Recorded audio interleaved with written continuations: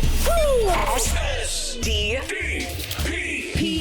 the Steve Dangle Podcast, with your hosts, Steve Dangle, Adam Wilde, and Jesse Blake. Let's go! Over $1 billion handed out Good for her. over the last 2 days.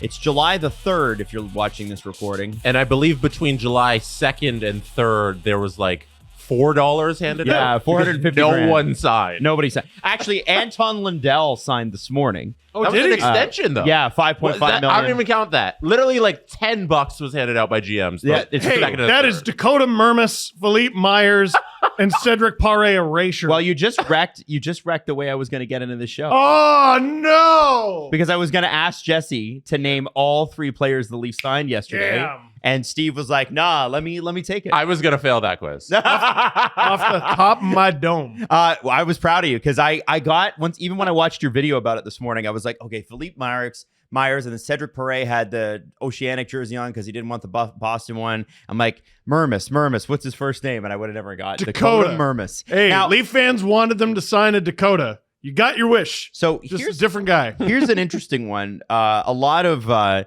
no move, no trades signed yesterday. Only 2 players in the NBA have a no trade clause. Did you know that? Yeah. until Bradley this Beal morning. for a long time was the only NBA player with a no trade clause. And then now LeBron got one today. Here's what you need to get a no trade clause in the NBA. 8 years of NBA experience, at least 4 with your current team. You must sign a new contract rather than extending an existing one as well. So your contract had to have expired, and then you sign a new one.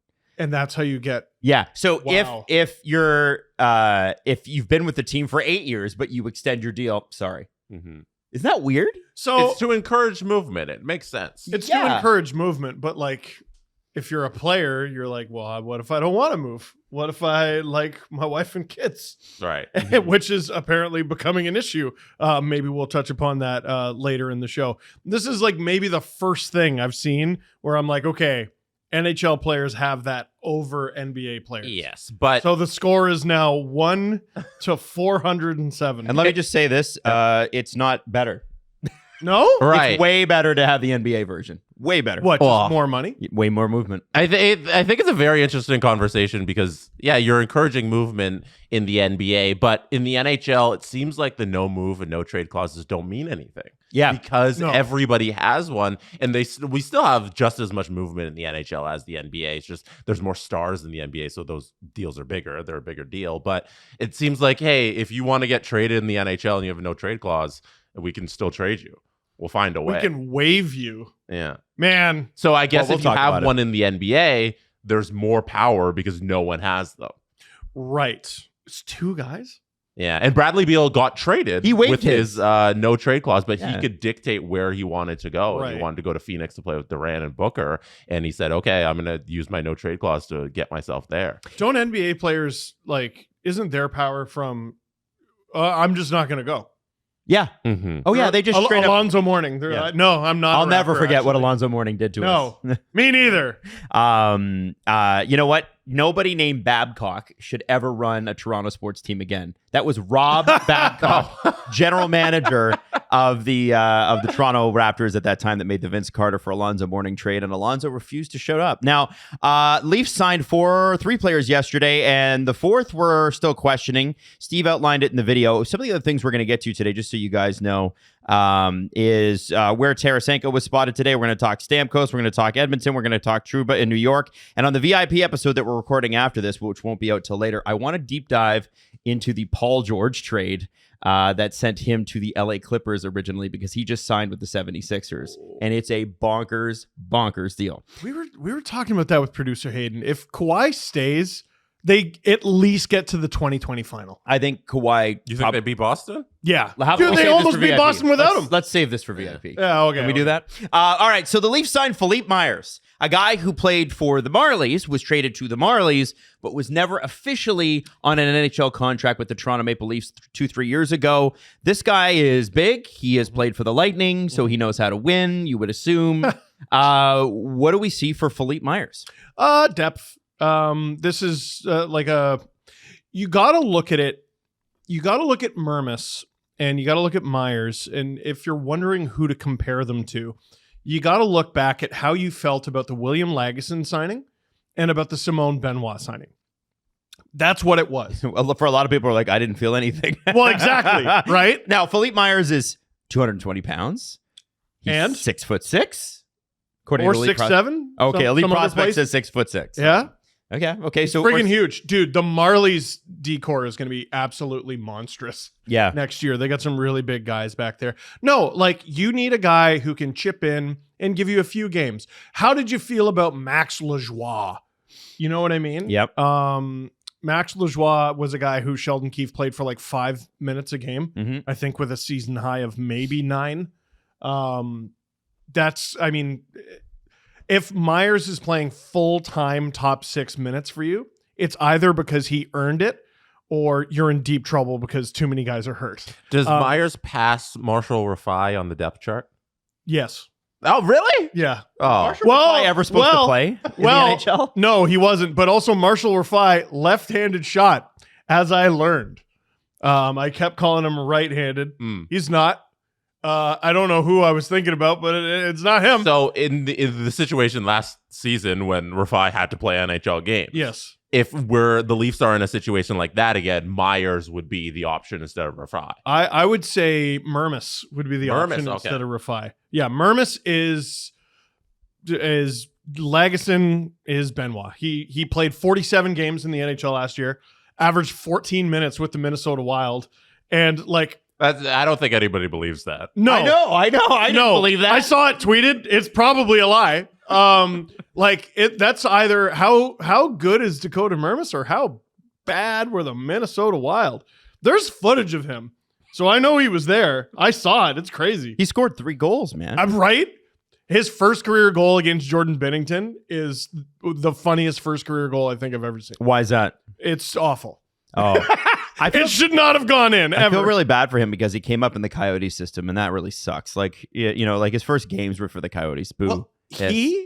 he all 3 of those guys Mhm. who the Leafs signed yesterday were screwed to varying degrees by COVID. I mean, weren't we all? But all these guys started like kind of coming into their own as professionals, and then the world shuts down, and all of a sudden everyone forgets who you are. And And that happened to first-round picks, too. I look at Eric Oh, yeah. Brandstrom, who just, I believe, signed in Tampa. No, where'd he sign? I don't know. It doesn't matter. Colorado, wasn't it? Colorado, Colorado, yeah. yeah, Good yeah. little depth pickup for Colorado, who is not sure how much cap space they have. got him for $900,000. Yeah. It's a good risk. I think, that's a former first-round pick. Lassie Thompson's another guy in Ottawa who was waived and then claimed and then re-waived and then claimed again by Ottawa. Bernard Docker was waived. Yeah, I mean, Nick Robertson. Yeah. I think he got screwed a little bit by injuries, but to say that a Even lot of like- those guys in that period were not screwed by a lack of development is wrong. Capo Caco a bust or a very young man who had his development hindered? Alexi Lafreniere didn't really break out until this year. Yep. Quentin Byfield didn't really break out until this year. And those are 2 guys, I believe, from the 2020 draft class. Yep. It was a 2021. It's been hard. Yeah, so on trade these Nick guys. Robertson. Yeah. No, I don't understand what he's doing. Well, here's what we understand. We know the Leafs are pissed. I think he's pissed. Yeah, well, I think it's both sides. And it's one of those things, the Nick Robertson thing, if we're going to veer off there for just a second. Mhm. We talked about it on free agency day. I think the agent put it out there on free agency day. And as an agent, that's what you got to do, right? You got to advocate for your client. Of course. Because they wanted to see if there could be a move that he was included in, right? Because that of all days of the year, free agency day, July 1st is where all the most moves are done. And we had, CJ said it on the CJ show. They had like a month lead up. Everybody was tampering. So if everybody's tampering, nobody's tampering. And I look at it and I look at Nick Robertson's situation and I question why he feels the way that he does. And I'll say this because I don't. this is a guy that the Leafs stuck with. This is a guy who had multiple injuries. This is a guy who, when he's been up, he has scored goals. And I'm a Nick Robertson booster. Mm-hmm. But Nick Robertson, I have to be realistic as a Nick Robertson booster about what Nick Robertson does when he gets below his own red line or the red line. when he gets on the defensive side of the puck. And putting him with Domi had its that was crazy. Fun shifts, and it's really not fun shifts. This guy, I think, is an absolute lock if he's in the lineup to be on your second power play unit with that shot. It's amazing. Should be. And I hope the Leafs spread the talent around on the power play units this upcoming season. I think this guy's going to get 20 goals if he gets regular ice time. If you look at he had 15 last year and he only played 60 games or something like that. Yeah, no, he should. He should get 20. Honestly, he should get 20. As a 23-year-old. But I look at this and I think, okay, what cards do you believe that you have? And that's why the agent leaking that out and saying, he has no interest in signing a contract with Toronto. Why would Toronto trade him? Toronto needs a guy like that. They need a depth guy to score 20 goals. This year, to me, seems like Nick's opportunity to step in full time. Yeah. And Brad Treliving said in the press conference yesterday, I'm still looking for top six help. And it's going to be difficult for him to do that. So I look at this and I go, Nick, why now? Well, a combination of injuries. Defensive gaffes. Well, mostly injuries, though. Like, if I'm him, right? The Leafs put me in to the playoffs as an 18-year-old, I think. Mm-hmm. In a very unique situation. Yeah, he had their last friggin' 5-on-5 goal in game 3 of a 5-game series. Mm-hmm. Run it back. But he, it looked like the sky was the limit, and I wonder if this guy's going to be a full-time guy. And because of unique circumstances, again, with COVID, he's playing in the AHL years before he should be. And he gets injured again. And he's been lapped by 2 guys on the depth chart, at least 2 guys. Matthew Nyes was taken after him, the year after him. Yeah. He's been lapped. Bobby McMahon shows up out of nowhere, does well. Guess what? Lapped. Right. Both those guys, if Robertson signs, are ahead of him in the depth chart. And in all of this, as well as in his unhappiness, is the fact that because of the way the cap is structured and what they do with this team, he's been the guy that they're sending up and down to make the cap work for the entire team. And that's been frustrating for him behind the scenes. You don't want to be the cap shenanigans that the Leafs have to do, calling up and down. He played like 11 games the Marlies last year. I'm pretty sure he didn't sign any bonuses. No. Just like, who else did that? In and out of the lineup, up and down, didn't sign any bonuses, high draft pick. You know what? I feel disrespected. You know what? Trade me, Rasmus Sandin. Right? I don't think any Leafs fans really miss Sandin at this point. Well, he's a good player. He's a good player for making sure. 4.5 with Washington. Yeah. He's part of a and they're able to recoup a first-round pick for that. Yeah. Yes, no, trade. Which they turned to Cowan. Yeah, they got out of it. They got out of it okay. Yeah. They got out of it okay, but guys, this is my life. So I can't help but pick up on trends. This is what I do. This is just going to keep happening. Well, it's just going to keep happening. Who's the next one? I don't think so. Who's the next one? I don't think so. I think. Yeah, you sure? Yeah, I am. You want to put money on it? I doubt it. I think that what's happening here is that, when it gets to Nick Robertson, he's frustrated. I get that. He's probably communicated that frustration to the team. The team's probably like, cool, man, you're not a priority. Mm-hmm. And Brad Treliving said as much in the press conference you referenced. Yeah. He's like, Nick's an important part here. He's an important piece, and he's going to be in training camp. So and that's the thing, is he's going to be in training camp, because what's Nick going to do? Sit out a year? You're going to go play in Zurich? You can. So last night I was like, you know what? I'm going to look at trade possibilities for Nick Robertson. And I'm going to make him as happy as possible. I'm going to trade him to California. I'm going to trade him where he's from. And 2 of those teams have an abundance of opportunity, right? They must. Because Anaheim, you would think, is special. One is the Ducks and the other is the friggin' Sharks. If you go and look at their depth charts, no, not really. Not really. And you also got to be able to offer the Leafs something in a trade that would make it worthwhile. The best I could do is Fabian Zetterlund. But I don't know why the Sharks would do that. I wonder if the Leafs were going to move on from a guy like Nick. He's not under contract, so you don't save anything on the cap. But does he give you a pick that you can then spend on trade deadline next year, or is it basically, can you recoup the second rounder that you? Right. Well, and I don't think anybody's moving a second rounder. Do you want to go to the other California team and you take RFA problem for RFA problem? You trade him for Arthur Kaliev to the Kings, who requested a trade, I think, like earlier in February-ish. Tell me a little bit. They never moved him. Arthur Kaliev. Underperforming big winger. Brad likes that. For the Kings who can't find a place in the lineup. Okay. So he wants to move on, and maybe you trade problem for problem. Okay. Possible. How did he do last year? I believe it was 15 points in 51 games. Yeah. Robertson had that many goals. Mm-hmm. If I'm taking Kaliev, it's not enough, frankly. I look at Kaliev though as somebody who had higher expectations. He was somebody who performed really well in the OHL. It was 44 goals in 57 games. Robertson did better in the OHL for sure, but you can't just get Nick Robertson back. You'd have to keep Nick Robertson for that. Yeah. So we're asking to probably lose the trade in the short term to maybe win it in the long run. I think I think about me being 22, and I was I was very ambitious and very wanting to move up the ladder, and I got my first morning show when I was 23 in Calgary. Okay. And as a 36-year-old man, is that not psychotic? What? Giving 23-year-old you a morning show? It was a little. I was mature work-wise. I wasn't mature relationship-wise, right? But I was mature okay, work-wise. It's different. I started in radio when I was 18, right? So I had 5 years of experience at that point. So, but I think so. It would have been dumb for me. I remember the general manager's name, guy named Stu Myers. He sat me down when I got to Calgary, and this is 4 or 5 months in because I was getting antsy. I was like, we're not high enough in the ratings because I'm very competitive behind the scenes, and he sat me down and he's like, listen, your career has gone like this. Mm-hmm. He's like, there are going to be points of your career where it kind of goes like this. Mm-hmm. So you've been on a rocket ship. It's okay for it to not be a rocket ship forever.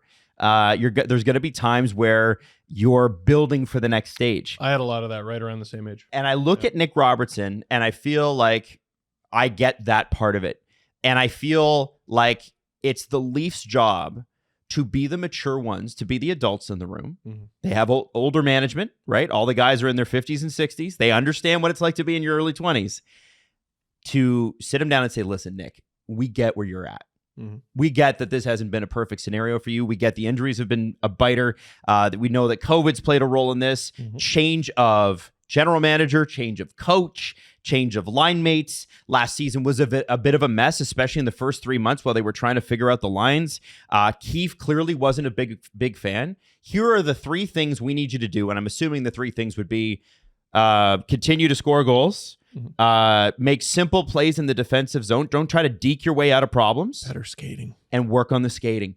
And if you could do those 3 things, you're a lock to be second or third line this year, and you'll get some power play time. And I think that's what Leafs management needs to do. I understand the emotion on his side. I think Leafs management needs to be, okay, we're the adults in the room. Calm this young adult down and show him, listen, you do have a real chance here. We have a salary cap situation that allows you to have a real chance here. And, here's the contract. It's a 1 year. It's a prove it. Show us you can hit 20 goals like we think you can. 1 year is exactly what I was thinking. Yeah. And that's what I would say. And then say at the end of that, we'll revisit this. And if you're still not happy, we can talk about it then. See, even a 1 year, again, the Leafs have all the leverage here. All Nick Robertson can do is withhold his services. That's all he can do. Yeah. And he doesn't want to go to Europe because he'll be out of sight, out of mind in Europe. Yeah. Yeah, I don't think that's really on the table. I think some people would suggest that, but it's I wanted to throw that out there. The ideal Europe is not a good scenario option. is Nick Robertson plays for the Toronto Maple Leafs next season. Yeah. I don't think so. There's not a lot of trades out there you're winning just initially in the 1-for-1 trade or whatever it would be. So, yeah, you want him to just change the attitude going into the season and be willing to earn a job here. And then if it doesn't go well, if you play your way into the lineup, then you're happy here. Or if you play well, then they can move you for a piece. He waited too long to put that trade request out. He did. Because someone, I don't remember who it was, they tweeted me as soon as it happened. They're like, what about Chicago? There's lots of opportunity there. And the second he said it, I went, whoa, Chicago, that's a really good fit. And they signed a few guys. I'm like, it's not a good fit anymore. Yeah. It's July 3rd now. If you're not sitting in a seat, you're screwed. Well, except, Nick, today's your lucky day. You're not screwed. There's a seat in blue and white, number 89, right here in Toronto. The current one you're sitting on. Yeah, man. Like, listen, you want to get out of here at some point, fine. Now's not the time. Yeah. Now let's get to the last guy that they signed. Before we get too far, well, we're already very far from it. Steve, we have to play a game with Mr. Mermis. Oh, because that's the guy I wanted to talk about. Oh, you do? Okay. Yeah, the third guy. Let me just pull up the We didn't game talk about I was going to Perret. play. Oh, Perret was the guy. Yeah, Perret. I don't know anything. Interchangeable. I'm kidding. Good for him. First NHL contract at age 25. Good for him. Yeah, Perfect. absolutely. So if you want to talk to talk about Mermis, this is great. Do the Mermis. Mermis played one game against the Toronto Maple Leafs. Oh, He definitely scored, didn't he? Not this season, but in 2023. You're joking! So in 2023, on February 24th, Minnesota played Toronto, and Dakota Mermis was in the lineup. Can you tell me what happened in that game? Who scored? Who won? Steve Dangle, Tell with me your the date again. amazing memory. February 24th, 2023, the Minnesota Wild played the Toronto Maple Leafs. Dakota Mermis was in the lineup and played 12 minutes and 54 seconds. So you have, in your lifetime, watched Dakota Mermis play 12 minutes and 54 seconds of hockey. Is this the game? I feel like this might be too long ago. I might be barking up the wrong tree here. Is this the game where the Leafs... Okay, is this game in Toronto? It was a home game. The game was played at Scotiabank Arena. Is this the game where the Leafs kicked Minnesota's ass? They were up like 5-0 or something like that. And Minnesota scored a goal with like 90 seconds or a minute left, and it was Dakota Mermis's... it was Dakota Mermis. No. Damn. It is not that game. Someone scored their first NHL goal. Oh, man. No one in this game scored their first NHL goal. No one, and this is February 2023, so this would have been 2 seasons ago. The Can I- final score, do you want me to give it to you? Yeah. 2-1 Leafs. 2-1 Leafs, and he had the only Minnesota goal? No, he didn't score this game. Oh, I thought you said he scored. No, I didn't. Oh, I my said- bad. Yeah. Oh, he played against the He Leafs. played against the Leafs. Yes. William Nylander scored an OT winner. Does this jog your memory at all? No. Mm. Oh, it might. Oh, it might. Did he fight someone? Mermis? Yeah. No. No. Wait. No. I don't know. Tell me. All right. Tell me, Jesse. No, that's the game. I hate it. giving you. No, I'm you giving gotta give me everything. more. More from the game. So Brandon Duhaime opened the scoring, assisted by Frederick Goudreau. David Comp also scored in that first period. It was tied 1-1. Then Wait, they scored in the first period? 2 goals in the first. One from Duhaime, one from Comp. So it was 1-1 at the end of the one. When did Minnesota score their first goal? 12-10. Okay. Do you remember the game now? Yes, because I won $50 off that goal. Hey, no way. Because I was like, you're gonna the first goal scorer is gonna be in this minute or whatever. And I want to say that goal went to review. And I sprinkled a $2 Steve on it, and I won like $50. Ilya Samsonov picked up the W. Steve, I'm going to give you a failing grade for this assignment of remembering the game that you watched Dakota Mermis play. He was a -1 in 12 minutes and 54 seconds. Steve, you got a failing grade for remembering Dakota Mermis's only one career game against the Toronto Maple Leafs. Bum. There you go. Adam? Dakota Mermis, by the way, left shot, only 6 feet tall, 30 years old. Can you tell us a little bit just quickly about him, and then we'll get to Perret? He's willing to scrap. There was a great clip of him. John Merrill got completely blown up. John Merrill was his defense partner that night. He got blown up by Michael Pezzetta. Pezzetta gets into his second fight of the night. Pretty sure he beat Mermis in the fight. But he's willing to go. Now, Pezzetta is pretty tough. He's pretty tough. And there's a minor league fight from 2016, Mermis fighting Dave Brohl, who used to be a Leaf prospect. And Dave Grohl? Dave Grohl. Dave Brohl. Dave the Brolldozer Brohl. Wow. Dave Grohl doing on the ice. Yeah, and he said, "What if I said I'm not like the others?" And then he punched him in the face. And then he played. Am I getting the best of you? Yeah. Hey. Ballad of the Bakersfield Miners, Keep which going. is about the Oilers farm team. Go. He fought Dave Grohl, who's got something like 4 or 5 inches and 30-40 pounds Couple on him. drumsticks, Right. guitars, Yeah. Albums, albums, Taylor Swift beefs. microphones. Yes. Interesting TikTok interviews with Pharrell Williams where he talks about stealing disco. Anyway, he's willing to go anybody. Right. So I like that about him. We sort of saw that last summer where nearly everyone Treliving got was someone who can play hockey, which is useful, but is willing to go. Right. Dakota Mermis, by the way, pretty good numbers in the AHL. This is a guy who regularly puts up 25, 26 points with whatever AHL squad he plays on. And let me remind you, he's a defenseman. Now, Cedric Perret is an interesting one, too, because he's 25. This is his first pro contract. NHL pro contract, because obviously AHL is pro and so is ECHL. But this is a guy who spent some time with the Senators, Belleville, Utah Grizzlies, Wheeling Whalers in the ECHL, Colorado Nailers, Eagles. even better. Oh, Wheeling Nailers, excuse me. Colorado Eagles had 35 points last year. What does this guy bring, we're assuming, to the Toronto Marlies? Well, so look at him. He gets drafted by the Bruins in 2017, coming off a championship. He's riding high and he gets even better, and his point total gets even better. And then, holy shit, it takes off into the sky. COVID.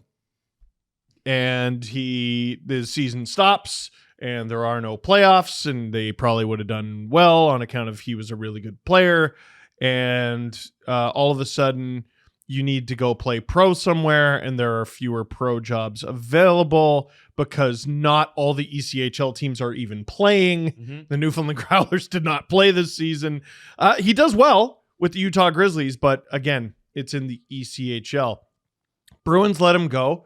They say, don't worry, it doesn't matter that we let him go on account of we're just going to steal that giant guy from the Leafs. Oh God, life is pain.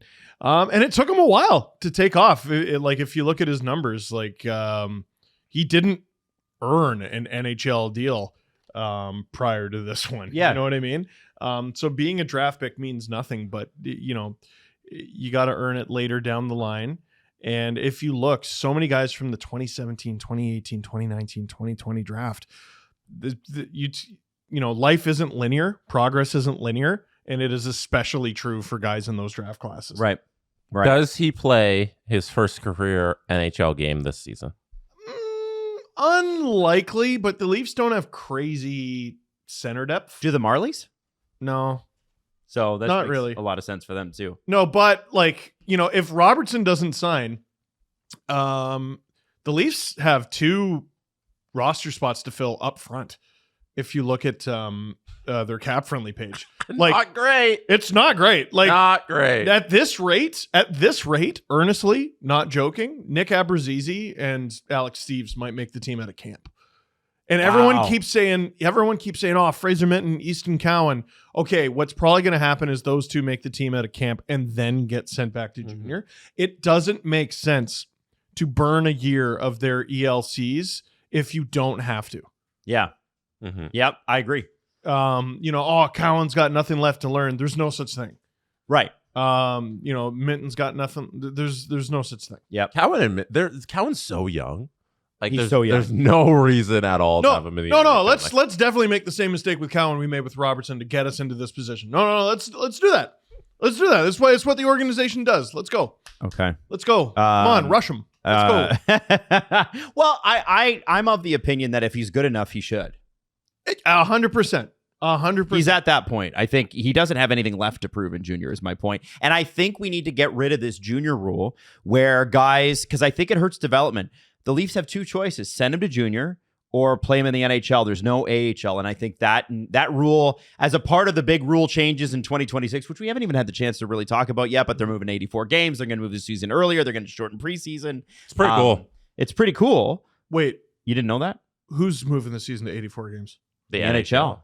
What? No, You I didn't did know not know that. I mentioned it to you on the law was happening. You did? Was Yeah. this July 1st? Yeah. Yeah. Dude, when I got home, I went face first into the couch and just And it's all like none of it has been set in stone, obviously. No, but they're proposed. I'm going to pull it up. It needs to be negotiated within the next CBA. Here we go. But they're the proposed new rules for the NHL, which is pretty cool. Got it here. The NHL and PA have had preliminary discussions on what a new NHL calendar would look like.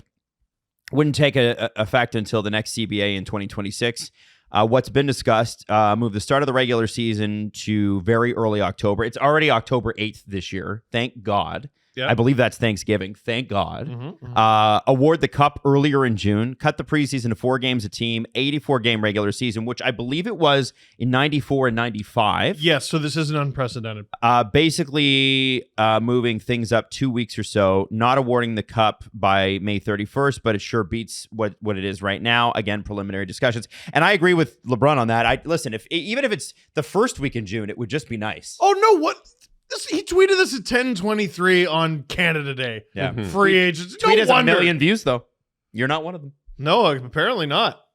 Now, yeah, because I saw it and I'm like, that's too many words. That's not breaking news. I wanted to talk about too long, didn't read. Want to talk about Jani Hakanpää, but before I do, I should mention that the Toronto Maple Leafs just broke some news. Oh! The Cincinnati Cyclones will be their ECHL affiliate. Oh, there you go. We are thrilled to be associated with an organization as storied as the Maple Leaf Cyclones general manager and president Kristen Ropf, to partner with an organization that places value on development of players from the ECHL to the AHL to the NHL is truly exciting. Now, as you guys know, unfortunately, the Newfoundland Growlers folded this past year. Yeah. You know what? Economics, it's just hard to fly people in and out off of the island, which is a bummer.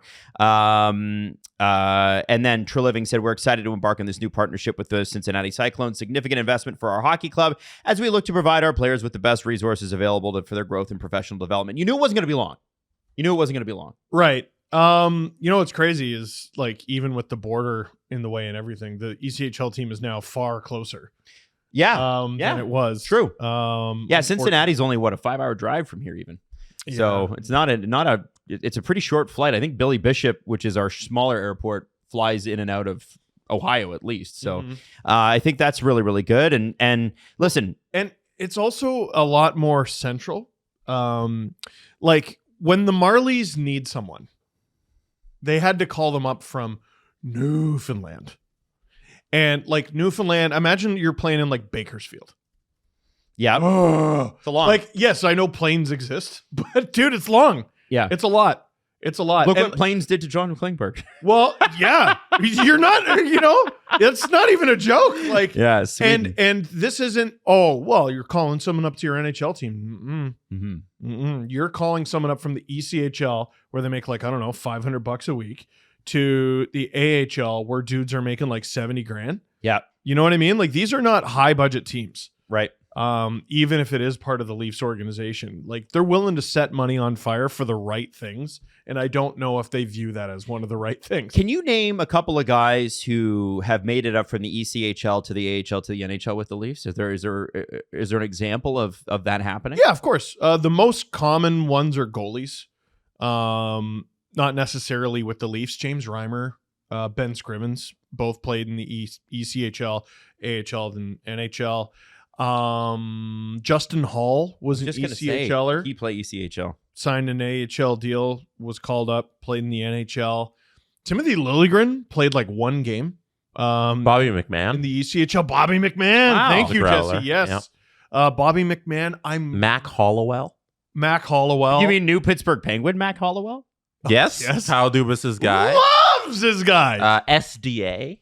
Simeon Durgachintsev. Yes. Yeah. Did he play in the NHL though? He played one game. Wow. Okay. Yeah. All right. Keith Petruzzelli, as you mentioned. Keith Petruzzelli, again, goalie. Yeah. Did Trevor Moore ever play in the ECHL? Let's see. Mike Stevens would know this. Trevor I got it. Moore, I'm looking it up. No. It's not common. But you said, for the Leafs, Artur Akimov, you've got Dennis Hildeby, you've got other goalies in the system as well. That's how you get them time. You need to. So the Leafs will have We know. I would assume Matt Murray's going to be an AHL player next year. Yeah. Because the interesting thing about and the intelligent thing about signing Matt Murray, we still don't know if he got the Martin Jones bonus, which is a bonus of $100,000 right when training camp ends. He probably did. To protect him from waivers. But the thing that I think protects Matt Murray from waivers is Matt Murray's injury history. Yeah, well, who's going to collect this guy? He didn't play. Yeah, exactly. Last year, you had Martin Jones, who was coming off of 27 NHL wins. Yep. That's why he needed protection. Matt Murray is coming off of like 3 AHL wins. It's not the same. Not the same. Steve, you forgot one more Growler who graduated and played 3 games for the Leafs. Played 3 games for the Leafs. Latvian. Oh, Christians Rubens. Wow. 3 games for the Leafs in the Leafs in 21-22 season, and then went to the Belleville Senators, Calgary Wranglers, and now is playing for Modo. Mudu of the Swedish Hockey League. Good for him. Yeah. Good for him. But a successful Growler graduate. Yes. Yeah. Listen, it's rare for skaters to graduate from the ECHL and have long, fruitful NHL careers. Less so for goalies. But it happens. It definitely happens. And why not need increase your chances? those guys who give you several games a year, you need those players. Yeah. You Now- do. Sometimes they're Artur Silovs. Sunny Days calls for Shady Rays. Yeah. I made that That's up. a good one. You like that? That's not bad. Thank you. I Good job. appreciate that. Now listen, you got sunshine season ahead of you. We're away from hockey for a little bit here. We're in our backyards. We're at our friend with a pool's house. And if you want to look cool by the pool, Jesse. no, you. I don't have a pool. You have a pool. That's, Listen, there's nothing better. Like having a pool is fine, but having a friend with a pool, Oh, it's way better. it's way, way better. And I'll tell you, I'm excited to lay by Steve's pool You know in what? my Speedo with my Shady Rays on. Oh, Steve, do it. you better thank America right now. America. Shady Rays is having an Independence Day sale. Oh. So, yes. Oh, yeah. no, we're 2 days late. What What do you mean? Canada Day. No, Independence Independence Day. Day. Oh, the other one. We don't call ours Independence Day. It wasn't Independence My Day. bad. Anyways. I'll call it Patriotic Fireworks Day. They, It's the they same have thing. they have a bunch of shades that are like up to 50% off on the site, but we also have our own deal. Yep, absolutely. And that is 50% off 2 or more pairs of sunglasses. And remember, those are backed by various types of protection, lost, stolen, and also if you have a child and they decide to bonk you on the face and your glasses get damaged, there's all those sorts of protection. So have a look right now. There's tons of styles, 300,000 people. Oh, like Over all 300,000. of them are on sale. That's right. for Independence Day. Holy crap. 300,000 people have rated Shady Rays 5 stars. Go to shadyrays.com and use the promo code SDP, 50% off 2 or more pairs of sunglasses at shadyrays.com. Use that code SDP. I saved this topic for a little bit later in the Leafs segment here because by the time this goes up, it could be out of date. Yep. But as of right now, Leafs haven't signed Jani Hakanpää, or at least they haven't made it official. And Brad Treliving talked about it. he talked about it. So what did he say? You tell me because I forget. Well, I don't know what he said because I He missed mentioned that. him though by name. Yeah. like he talked about him, and It seems and- like so Steve Simmons of the Toronto Sun, if you've missed this, Steve Simmons of the Toronto Sun reported right after Hakanpää was signed that Dallas was surprised that he was signed because they didn't think he was going to play hockey again. And multiple teams around the league were surprised because they didn't think he was going to play hockey again. Something to do with cartilage and bone on bone in his knee, which sounds really painful. final game of the season this past year was March 16th, and then he didn't play for the rest of the year and missed the playoffs. So, you know, I mean, there are, from what I understand, ways around that. What do you mean? Well, I think they're trying out material to replace cartilage and things like that. Good Lord. But, you know, it hasn't gone exactly well. Cartilage is a very specific thing. I'm so fascinated by all that. Are you? Like, well, I listened to, I want to say it was 32 Thoughts, did a full episode with a doctor who does the disc replacement surgery that Jack Eichel got in his neck. And my neck's killing me. So, Right. And I'm getting older. And so, So you know, it'll definitely get better. well, like, it just interests me. Like, and it's also just technology, and I find that interesting. The reason they're able to do it is because your neck, the discs in your neck are not load bearing. They don't have to carry an immense amount of weight, which is why they can't do it in your low back yet, because that is load bearing. Boy, your knees carry a lot of load. They sure do. So I have no idea how that would work, but all of that synthetic body part stuff, or whatever you want to call it, like all of that is enormously fascinating to me. Not just for athletics, it's just quality of life. Sure. Well, and a lot of the good surgeries or the normal surgeries that people get on their knees and hips and shoulders and everything else came from athletics, right? Of It's course. like why a lot of the stuff we see in our road cars came from car racing. It's what pushes the limits of whatever thing it's in. I think the difference is if I get that surgery, like a hip surgery that an NHL player gets, my doctor would be like, all right, so like don't do anything for 6 months. No, or like ever. in Yeah. general. Here's Go Brad. for lots of walks. Here's Brad Treliving. You guys are talking about him talking about Jani Hakanpää. I tracked it down. Here is him on his July 1st media availability talking about Hakanpää. You're the best. No, never mind. You're the worst. Bringing him Here we go, here we into go. the fold, I thought was so, bringing him into the fold, I thought was we were excited about that. And then, and I'm just speaking specifically on the back end, with Hakanpää, again, a penalty killer. One of the areas, looking back at last season, that we wanted to address was our penalty kill. And, so that's an area that Jani, really shines in is his ability to kill penalties. You saw that in Dallas over the years, and specifically this past season. And what we've got right now is we've got a group of defensemen, and so I'd rather have too many than not enough, and we'll try to sort this out. So he was going through all the signings. Is he in an elevator? He's somewhere in the Leafs. Man, that's such in the Leafs that is offices. such a boomer camera angle, by the way. Yeah, he's like, why does nobody get him a stack of books and get him eye level? He's For on God's Zoom sake. in a boardroom. That's a boardroom. You're the Toronto Maple Leafs. Yeah. So he was going through, like, that was the very beginning of his media avail before, like, any questions or anything like that. And he just talks about all the signings. And one of them is Hakanpää. He's like, he's going to be useful on the penalty kill. But the signing doesn't exist yet. And this is very rare because he's not listed on the Leafs roster at all. No. Yesterday, they updated their roster like that when they signed Mermis and Myers and Paré. Hakanpää is not there. He is represented on the Leafs cap-friendly page. Which isn't official. It's not official, but interestingly enough, the Leafs are over the cap by roughly Jani Hakanpää's cap hit.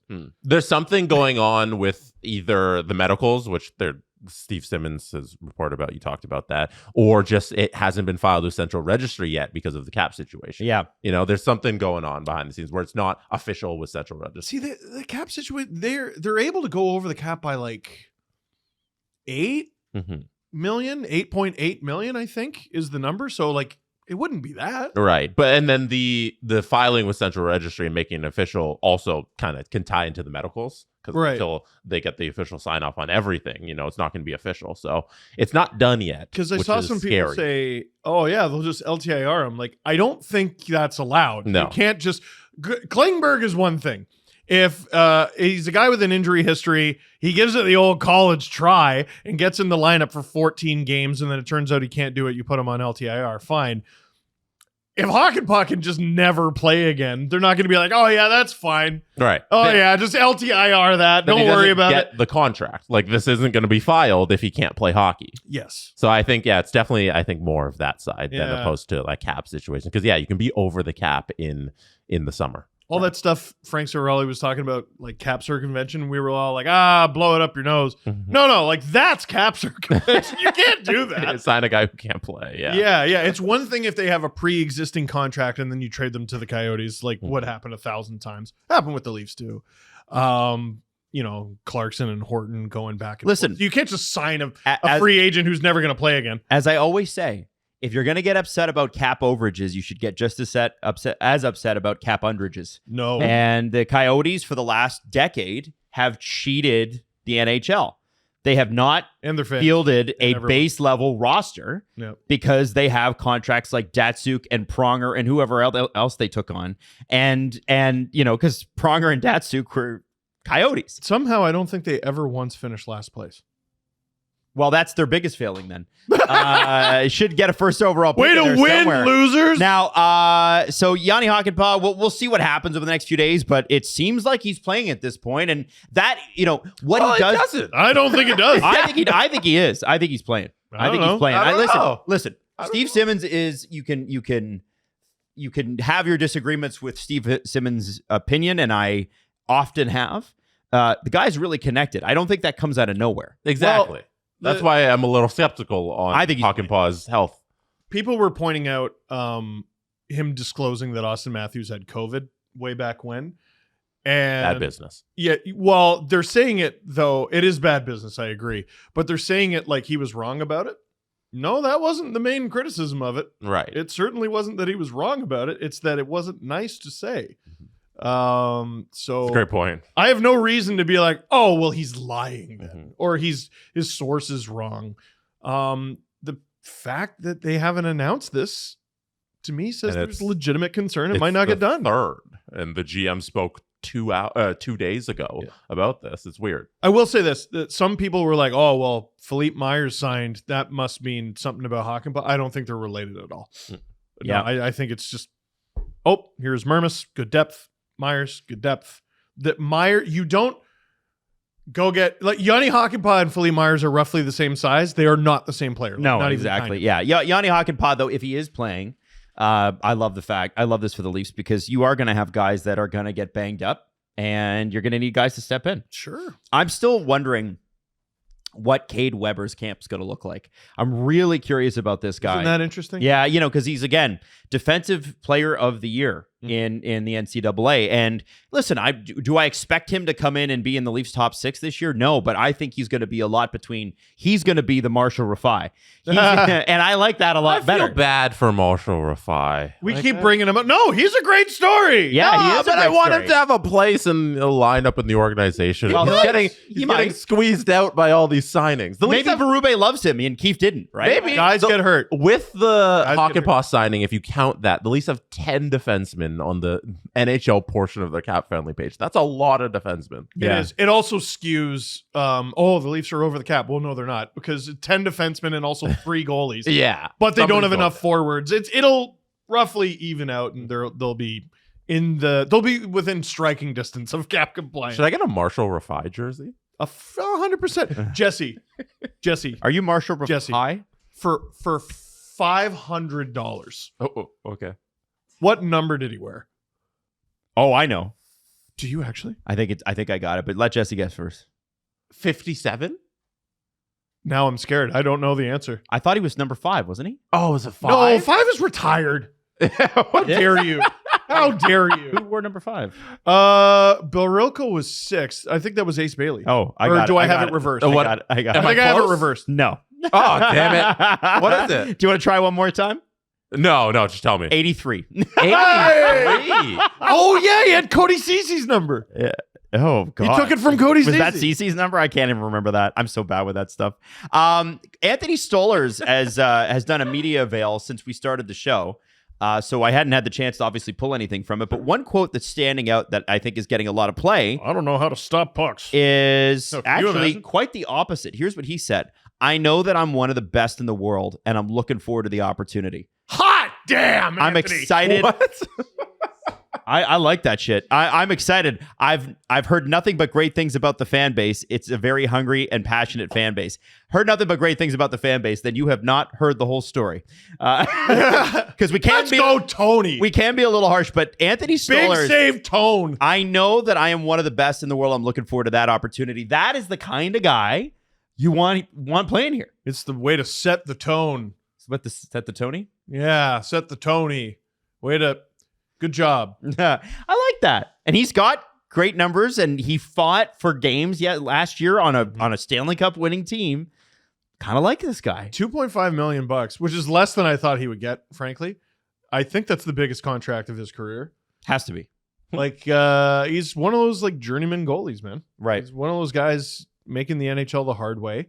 But he's done well basically the whole time. You know what? His career reminds me a little bit of Anton Khudobin. Oh, interesting. Yeah, who was a very good goalie for a long time. But I remember he was having his moment in the sun leading the Dallas Stars to the Stanley Cup final in 2020. And a lot of people were like, Anton Hudobin? And I sort of went through his career. And he had some good years with the Lightning. He had some Didn't he? No, it wasn't the Lightning. He was a journeyman and a sort of backup tandem guy, and he kept finding himself in situations where it looked like he might get his opportunity. Some goalie passes him, and you're like, oh, man, who was that? And it's like Tuukka Rask. Right. Oh, who passed him now? Oh, it's like, and he just kept getting pushed down by like some of the best guys of his generation. Mhm. And he finally got an opportunity to start, and he did pretty well. Right. You know what I mean? Yeah. I'm not saying Stolarz is going to start. That would actually, the season wouldn't have gone well if Stolarz ends up as the starter. He is going to start a lot of games, though. He's going to start a lot of games, but like Joseph Woll, this is supposed to be his team. You know what I mean? Yeah, well, I think Anthony Stolarz is going to push him, and that's why you get a guy like Good. that. Great. And he's young enough, I think, that this guy could emerge as a starter. And if you have two guys emerging as a starter, what a fantastic problem to have. Now, the Leafs still need to get a top six guy. Obviously, they've completely remade the defense. But as Anthony Petrelli points out, Anthony, who I think is one of the better Leaf reporters out there. Oh, Tone. Another Tone. There's still time to get things done. What he said was essentially like, Listen, they're better in goal. Yes. They're better on defense. Wholeheartedly agree with both. They are missing a top six forward, and Treliving said that in the media avail. Yep. If this is the starting lineup October 8th, yes, criticize them. But, like, you got 3 months. I agree. Mhm. I agree. How do you acquire that top six forward, That, however? my friend, is the question. Well, people, like someone was tweeting at me yesterday. They're like, oh, they got all this space, and they're just going to go out and get Tarasenko and or Sprong. And I'm like, I think you're vastly underestimating how difficult it is to sign free agents. And also, in less than 24 hours since that exchange, it looks like Tarasenko's gone. Yeah, well, It looks like he's going somewhere else. I have some interesting stuff on that, so hold on to that. Okay. Don't go anywhere with that yet. I will. But, like, okay, so let's say they strike out on Tarasenko. Sure. Oh, no. All right, well, Daniel Sprong. we'll go to Daniel Sprong. Mhm. Well, what if they strike out on Sprong? What about Kevin LeBanc? Is he still available? Yeah. Well, then you can sign him to win a video game cup. You don't think he fits on the Leafs? Not really. No. Not like I'd rather go Nyes McMahon on the left. So then what is your solution for a top six forward if you strike out in free agency? Well, you've Try to find this year's Bobby McMahon. It might even be Bobby McMahon. You're absolutely hell-bent on not making significant changes. So, Because it's not a comp trade isn't getting you anything. well, Ryan Reeves trade isn't getting you anything. You know? Also, if you trade Conf, you got to replace him. Exactly. let's make a team. Can you do the armchair GM thing on Cap Friendly, or is this going to take too long? I think it might take too You know what? It might, yeah. Let's not do that today. Well, because We got other stuff we got to get to. one of the things I was talking about is like, you know, okay, so you trade David Kampf, you trade Calle Yarncroke, that frees up $4.5 million. Yep. Except no, it doesn't. You have to replace those players. Right. So, I think the number I came up with is if you replace both of them with league minimum players, that still only leaves you with an added $2.95 million in cap space. And you're probably, what are the odds you can replace Kampf and Yarncroke? Also, have two players at least as good, if not better, for league minimum. can we also talk about the fact that I know Yarncroke was injured a good chunk of last year, but one of the most useful pieces in the Leafs forward group is Calle Yarncroke. Why do people all of a sudden want to get rid of him? When did he become persona non grata with he didn't have a very good playoff. I'll definitely Okay, give him fine. that. But like that guy's the Swiss Army knife that they need. He's like a 15-20 goal scorer making $2.1 million, Killing penalties. killing penalties, playing multiple forward positions. He can play either wing and center if you really need him to. Sorry, Yeah, when did we start trading this player? Yeah, What are we I think talking people about? are just looking at like, okay, so if Marner's not going to get moved, which it looks like he's not, Kampf, although I fine. still think they're going to work on that. I really truly believe that. I would love to live in your world. The thing for me is that Obviously, we know Jeff Skinner, who ultimately went to Edmonton, was right there, right? Like they were right there. They wanted him. They already swung and missed on a guy. So I wonder too, like the thing about it. Remember last year when Stamkos showed up to camp, And he was all mad. and he was pissed off. Yep. Once the rubber hits the road after Labor Day, things pop up. Players, teams get into spats. Players become unhappy. It all happens. So there's lots of time. And to conceive of a trade right now, I think is difficult because, everybody has spent the last 30 days, literally all of June was free agency month. Yeah. Has spent the last 30 days trying to put their teams together. And I think the dust needs to settle a little bit. Well, I think a little monkey wrench in all that is they don't know if Hakanpää is going to play. Yeah. That's why they haven't announced it. Yeah. And when you're so tight, you need an answer there before you get anything else done. The Leafs might be holding some stuff up, or players who they're speaking to are just going to go, I'm going somewhere else. Now, I want to throw something at you guys. Call me crazy. Hi, crazy. I'm Steve. But I actually think the Leafs are a lot better as we stand right now than they were last season. I think the word "a lot" is doing a lot of work. I do think they're better. You've acquired the best defensive defenseman at 5-on-5. They're better. You've Their acquired- D-core is absolutely better. Their goaltending Is absolutely come on, better. the goaltending's way better. I will. And people who are worried, 1000%. and listen, I was sad to see Bertuzzi go. I didn't want to see him go. Their forward group is worse. Their forward group's worse. Okay, so here's the problem with that. Okay. Where did the Leafs finish in total goals for last year in the NHL? 6th. Jesse, any guesses?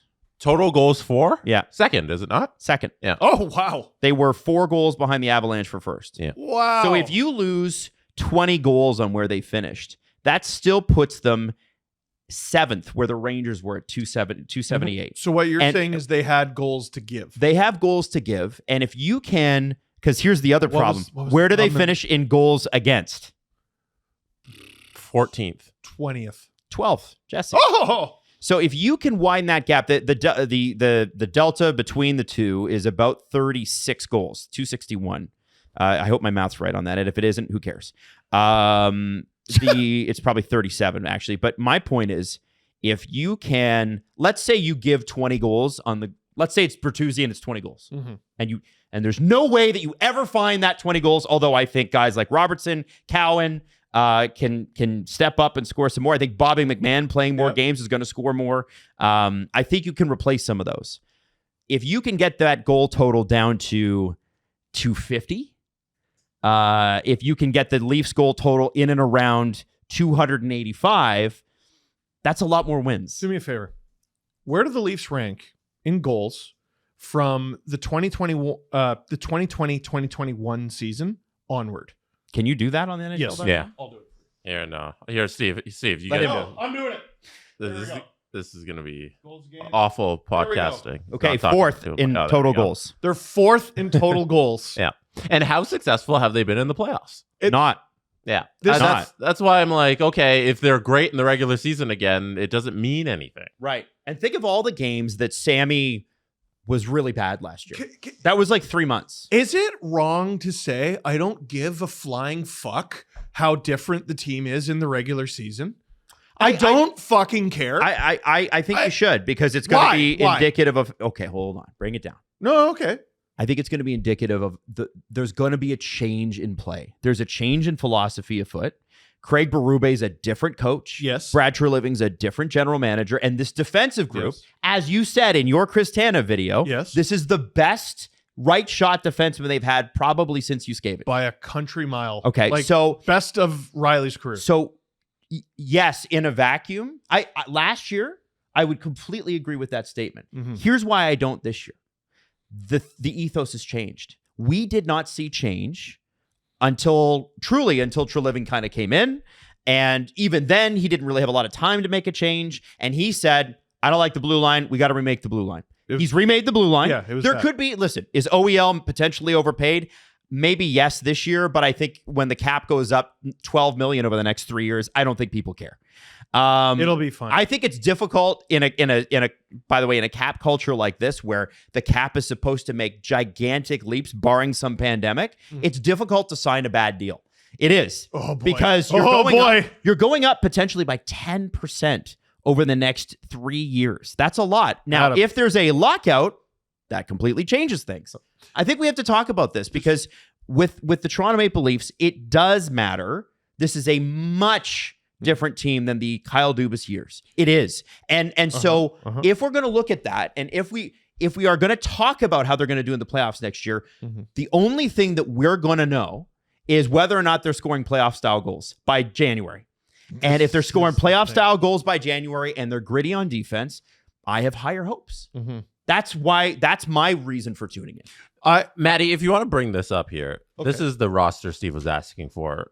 Currently, as the Leafs are constructed, it's minus whatever forward that we think they need to add. So you put Abruzzese in because there's no it's Cowan or Minton. We need a left winger. But I left Abruzzese in there. So for anybody listening, Nyes, Matthews, Nylander, McMahon, Tavares, Marner, Holmberg, Domi, Yarncroke, Abruzzese, Kampf, and Reeves. And then on defense, Riley, Tanev, OEL, Liljegren, McCabe, Hakanpää, and your extras are Benoit and Timmins. Here's what I would say, Jesse. Wool Stallars. Here's what I would say.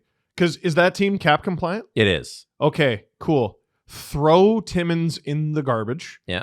Yeah, he's not playing in the NHL this year. Yeah. He's not a trillion guy. He's going to be waived. So how much space do they have right now? They're at $86.7 million as their cap hit. Okay, can you take... Robertson would be that extra.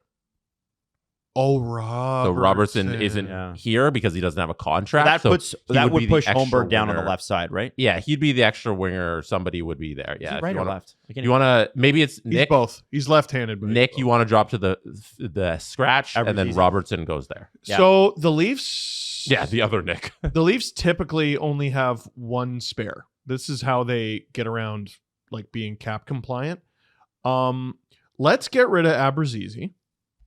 Throw him in the minors. So that's Nick's, the other Nick's spot. Yeah. Throw him in the minors, and let's give Robertson what's something that would for sure get the deal done. I think $1.35 million probably. I was gonna. Okay. I was gonna say 1.5. Let's give him 1.35. So I'm just gonna put Timmins there. If it's 1. It's 1.1 just for the sake of time and everything. Timmins is 1.1. Put your imagination that's Nick Robertson. Yeah, he sure looks like him. So there you go. So it would be cap compliant. $1 million. So that would give them like $800,000 to spend. Yeah. This whole they're gonna go out and spend on like a top set. Like with what? Where? Yeah. I don't understand. And I think the interesting thing is going to be, to me, a lineup like that with Robertson signed, the glaring weakness up front is center. You need a third line center. So Adam, the roster you're talking about that you're confident in is going to be performing a little better next year because they have this defense, but the forward group looks like this. Are you talking they make an adjustment to this forward group going into next season? I think or they will. Is this lineup in particular you're confident in? Well, I think they're going to make adjustments. I think if everybody's saying they need a winger, I think they need a center. And because I don't think Max is a full-time center. What if you did Holmberg, Yarncroke on the left, Domi on the right? Because Domi played right wing.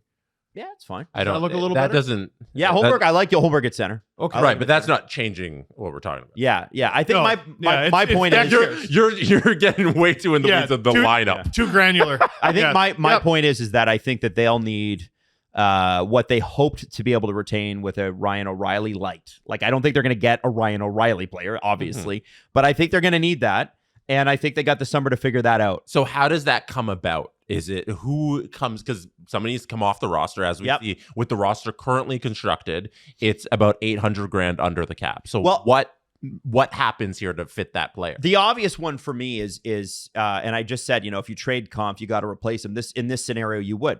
Yeah. To me, David Kampf has got to go the other way with whatever trade, and maybe that regard. Like, listen, David Kampf is a very useful player. People always kind of they give him shit, but like, he's a good penalty killer. He's a good defensive forward. You can rely on him to not score any offense, but to do defensive things. You can usually does well in the playoffs. If I'm not mistaken, he was on the ice for the tying goal in Game 7. But. Holmberg is a guy that I go, okay, there's a fourth line center. I feel comfortable with that. You need somebody between Domi and Yarncroke. And they're worried about their penalty kill and they're going to get rid of David Kampf. I don't know if they're as worried about it. I think the problem with their penalty kill was the defense. David Kampf is like Schrodinger's penalty killer. Like he's important to their penalty kill, and also their penalty kill is bad. Yeah, that's and I don't think the forwards were the issue. I think if we look at it was goaltending. Well, goaltending, absolutely. But I also look at how many times are they going to throw TJ Brody out there and watch him get caved. Oh, it was brutal. And it's not TJ's fault. He had a brutal offseason. Well, it is. It's unfortunately the people are saying TJ Brody fell off. I'm a little more bullish on that guy. I think he's in Chicago now. TJ Brody, wherever he signed, and I think he'll be good there. Mm-hmm. But I feel like your 3C is the big opening. And if you can find somebody, I don't know how many free agents there are left, but if you can find somebody that can push for a 4C or a 3C on this team, you can't have Kampf at 3C. You can't. The one thing I will say that's going to help them offensively is they have better puck movers on the back end now. Agreed. Tanev can move it, although OEL can move it. You probably put the puck on Riley's stick more. OEL can move it. Liljegren can move it. And I see Benoit McCabe being the third pairing. With Hakanpää as the extra. Yeah. Trading Liljegren would open things up. Well, you know what's interesting? So he's signed a $3 million like just now. And I'm like, well, I guess you're not trading him. That's not what CJ said on the most recent episode of the Chris Johnston show. He talked about how they're still trying to do it. I think. By the way, enjoy this while it lasts, because we got 2 more days of this website, then it's gone. Yeah, I think what's interesting about Liljegren is that $3 million term for a right shot defenseman who's his age and could have upside has a lot of value. Mm-hmm. The Anaheim Ducks are still 8.8 under. There are moves coming, guys. Under the ceiling or the floor? The floor. So there are moves coming, and I think Anaheim's going to do the smart thing, and they're going to weaponize that cap space as we get closer to camp. And so, I see a couple of guys there. Camp's contract it's tough for a fourth line center on this team with this structure to do it. It's just too much. Timothy Liljegren, I actually like him on the Leafs defense because he moves a puck, and this is a guy. Are you putting Marner on defense there, Jesse? What are you doing? But I do think the team is better. I think it's incomplete, though. Now they need a centerman. Matthews in net. Matthews, second line right wing. No, put him on the Babcock him. Put him on right wing, fourth line. Fourth line, yeah. Didn't get off the ice fast enough. That's hot. Yeah. So that's how I feel about it right now. I was up there a long time. Yeah. Now, there's a couple of things that I think you'll find interesting around the NHL, but before we get to that, I want to do one last thing here. Reported yesterday that by Nick Kyprios that Tavares could has. I hate the way that this is framed. Tavares could have his captaincy stripped. Stripped means he did something wrong, and When Joe Thornton gave up his captaincy, I think it was to Patrick Marleau, or was it the other way around? Thornton to Marleau. Now you got me confused. And they played, and it doesn't matter. Yeah. Because they played really great before, and they played really great after, and almost won the cup a couple times, right? Got to game 6, just couldn't get it done. There is precedent for this happening, and I can remember specifically that when Doug Gilmour was traded, Wendell Clark was back on the Leafs that next season, and they gave the captaincy to Mats, and Wendell was there to hand him the jersey. Mm-hmm. And even though Wendell was an assistant captain, he wasn't the captain. There are precedents for handing things over, and I look at this, and I've said this for 2 years now. This is the face of the franchise. I think Auston Matthews is the emotional leader of this team now. He's one of the faces of the league. Let's be honest. He's in everything. But it really matters. The captaincy matters to the team. 100%. Right? It's like, are we like, oh my God, like Lowry's one of the faces of the. Lowry is a Kyle, not Kyle Lowry. Adam Lowry? Adam Lowry from Winnipeg. Oh, I thought you were is the captain. Okay. But he's an emotional leader for that team. I think when you look at the way the Leafs played with Auston Matthews in the lineup versus without, especially in the playoffs, this team moves around Auston now. Yes. He is a man now. He's not a boy. And I feel like, and I have felt like for more than a year, that it's time. I do think, however, I want to caution people from going, John Tavares was stripped. This is a passing of the torch. John has played 6 great seasons in Toronto. He's been valuable in the playoffs. He's been a point-a-game guy or plus. Mm-hmm. And this is not. I think this is just the way things evolve. I don't It's the see it as a number. negative against John Tavares. It's the number. People can't see past the number. If John Tavares, here you go, Auston, and makes a big deal of passing the torch to him, I'll view it that way. And that's the way it should happen. If Tavares doesn't want that to happen, I'm going to view it the way Kipper framed it, which is he was stripped. But I don't think John is that kind of guy. Kyprios, just so we're quoting him right, never said the word stripped. No, other Oh, people. it's just the headline? The aggregator accounts are the ones Yeah. that say Son of a gun! Yeah, That's how you get more clicks. in the quote, Kipper. he never said. He said contemplating taking the captaincy away from Tavares and putting it on Auston. Like that's Which is very literal. which is just describing the act of removing the Oh. captaincy. So he didn't imply that it would be a contentious situation. So who the hell did? The Twitter accounts that went made it go viral. I Yeah. hate this. Yeah, So that Dude, that's- navigating this stuff is so friggin' this- time consuming and hard. It is, because you look at the aggregator account, which will pop up, and it's designed to get a lot of clicks. And then you go to the source material and you're like, oh, that's not what was said. I'm This so was much said. more gun shy after the MLH stuff too. Oh, Like yeah. I'm just Listen, like, we all should be. okay, I need 3 different accounts of people I could literally text to confirm this news before I believe it. And that's Because verification means nothing. that's responsible. It's good. yeah. But I look at this and I think it is time. But I don't. I'm not a person that thinks, oh, John Tavares is bad. I think John Tavares signed a contract that we all knew by the end of it he would have slowed down a little bit. And a guy that's still scoring mid-70s in points. Yeah. Listen, is he overpaid by a couple mil? Sure. Yeah. But Chandler Stevenson, who I don't think has ever got to 70 points, just got like, what, 8.5 or whatever it was? I don't think John Tavares is a bad player. I think he's a bad person. Oh. Sorry, no, Oh my I just- goodness. I just That's funny. sometimes I just like to reset you. I just I like think- to reset everyone. So when they talk about this, remember, He's a great person. Stop remember it. it is Auston Matthews' time to be the captain. I agree. This guy just signed a 5-year extension to be here. If not now, then when? You don't Yeah. just wait until John's contract expires to give it to Auston to save John's feelings. That's not the NHL.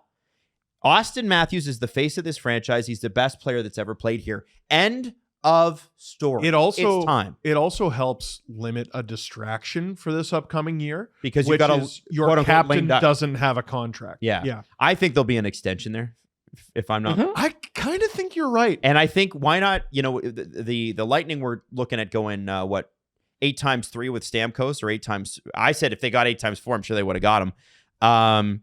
If you go super long term with John and you keep that AAV down and go, John, listen, we want to keep you around, but we see you moving down and potentially, I think John Tavares ultimately ends his career on the wing with some 100%. defensive zone. Like he'll still be a great faceoff guy, but I don't think he's got the speed to keep up. Yeah.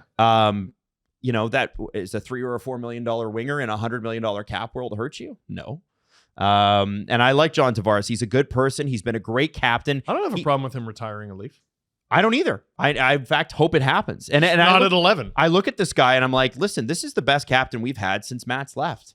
He's one of 2 guys. Low bar. But I'm talking about assistant captains in that too.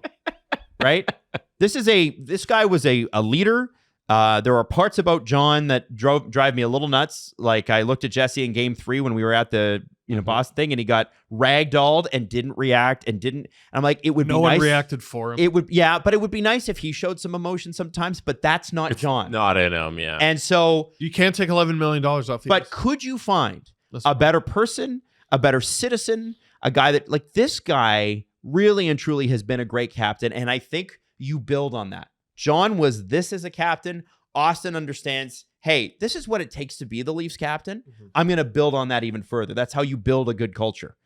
We wiped our culture out here. Some people have been talking about like the difference between like why is Marner getting run out of town in trade scenarios and not Tavares. What am I supposed to do? Get mad at Tavares for being exactly what we expected him to be as this contract aged? Yeah. Like here we are heading into year 7 and like, is anyone shocked he's on? No, the this decline? is exactly. But and how bad has the decline been? No. 10 points?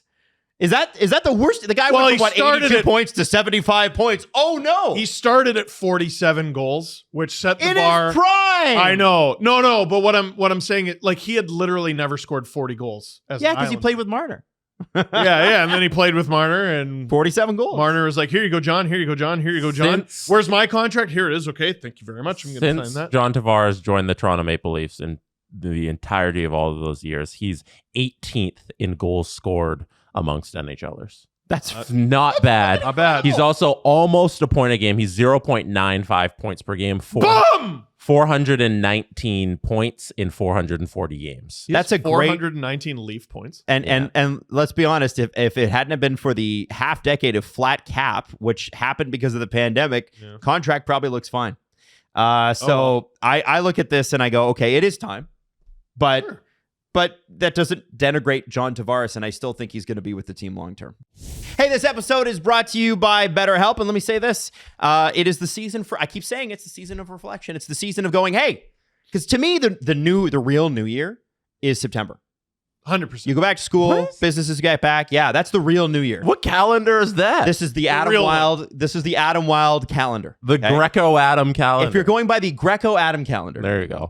We start right after Labor Day, whatever day that is in September. Right. And that's when your real new year starts, because it's school, training camp for hockey. So for us, I'm like, well, that's when we're going to be back from vacation. So you got the next 2 months to go. Basically those two things. How do I want my next year to go? How do I want my next year to go? September to September. Well, not a lot of people go on vacation right? in September, right? And then it's, Totally. Thanksgiving in October, and then November is a blah month. And then you look at the American Thanksgiving in November, you're like, God, I wish we had that. Oh, and then it's Christmas. And like Squidward. Yeah. So it's Christmas and then the fake New Year. Right. Then fake New Year. Yeah. So my point is, how do you want that year to go?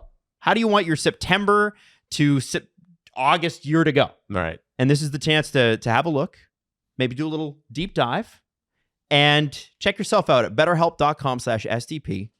10% off your first month. Go to betterhelp.com/SDP to get signed up. Now, one of the things that I think you'll find interesting is there was a season ticket email that went out to Penguins season ticket holders about what to get excited about this year. And weirdly enough, it didn't mention Matt Grzelcyk or Kevin Hayes. Or Mac Hollowell. But it did mention Vladimir Tarasenko. What? A couple of major updates to kick off the week. Ned is back. Vladimir Tarasenko is a Penguin. 6 new prospects have blah, blah, blah, blah. And then it goes into home opener against the New York Rangers. November is, because of Thanksgiving, stuffed with home games. Catch the number 1 overall pick, Macklin Celebrini and the Sharks, November 16th. Defending Cup champions, Florida, December. So here's the thing. Did someone just make a mistake? I checked in on this. And according to our friend of the show, Jesse Marshall, Penguins reporter, they have several versions of this ready to go. Oh, no. And someone accidentally clicked send. Because if you notice, Macklin Celebrini has not signed with the Sharks yet. So to say that he'll be there November 16th is erroneous, right? So this was a pre-prepared email and somebody accidentally pressed send. And so it sent Penguins Twitter into a bit of a tizzy. But in actuality, there was somebody who took a picture of, why is Vladimir Tarasenko the only player that ever gets a picture taken of him on an airplane? Because this happened last year when it was between Carolina and Ottawa. But he's Pittsburgh. Apparently on a plane to Dallas right now with his hockey sticks. That doesn't mean he's signing a contract there. It could just be practice, but Penguins get what you pay for. Well, so they did. It's noticeable or notable that, and we mentioned this before, Fenway Sports and Entertainment fired 16 longtime employees, a lot of VPs. One of them, people that gave cup rings. One of the head of sales, Jack Tipton, who's been there for years, and another somebody that we know is Andy Perlman. Yep. And Andy has been there. She was there all their cup run, basically the entire Crosby era. And was I can think of, ahead of the marketing team and ahead of the team that did their social media, which was so good. And it's noteworthy that this mistake happens like within months of them doing that. And I think that is Andy's especially really surprising. She was one of, I don't understand it. I don't get it either. It's hard to understand the inner workings of a corporation when you don't work there.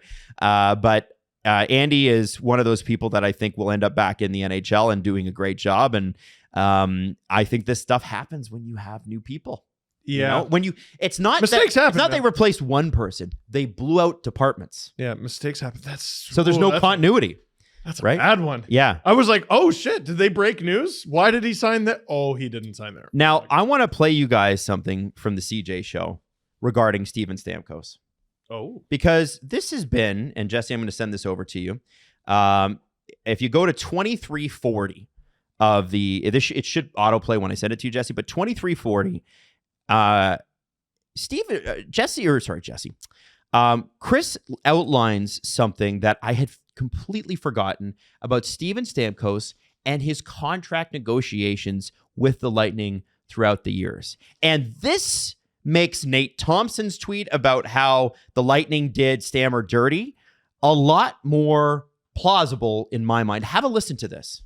This was hard for him. I think he feels a little disrespected. He didn't say that, but it's implied. And I'll give you some facts here, Julian. Mm-hmm. When Steven Stamkos' entry-level contract ended, way back when, I believe it was in 2010, 2011, somewhere like that, he became an RFA. Like, he played out all 3 years of the ELC, and for 17 days, he was an RFA before getting his next deal. So he had to wait.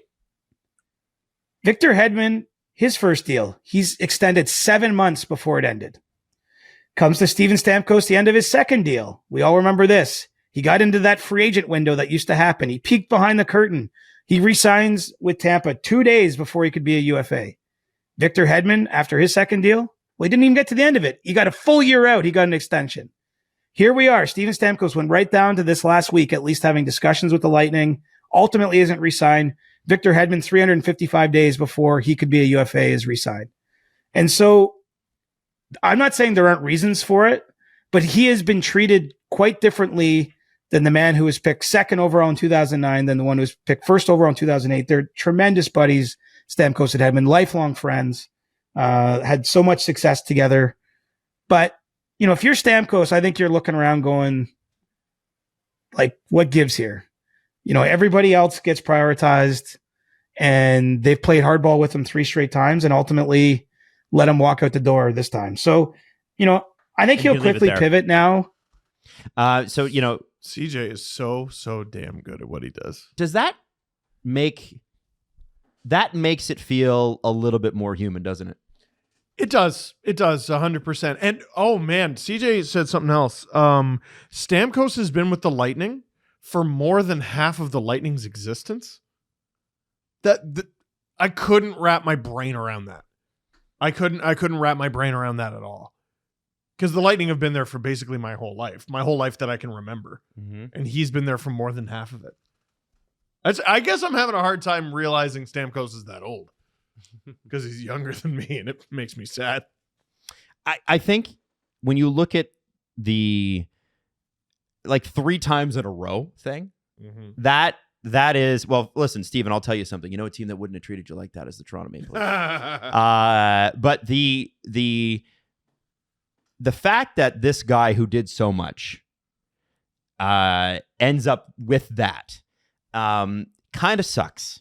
And people were saying, the Hedman deal when it was announced, that's exactly that looked exactly like what Stamkos' deal in Nashville had to, the more I think about this, the more I'm looking at it like Julien Brisebois, we should have read into what he said in September.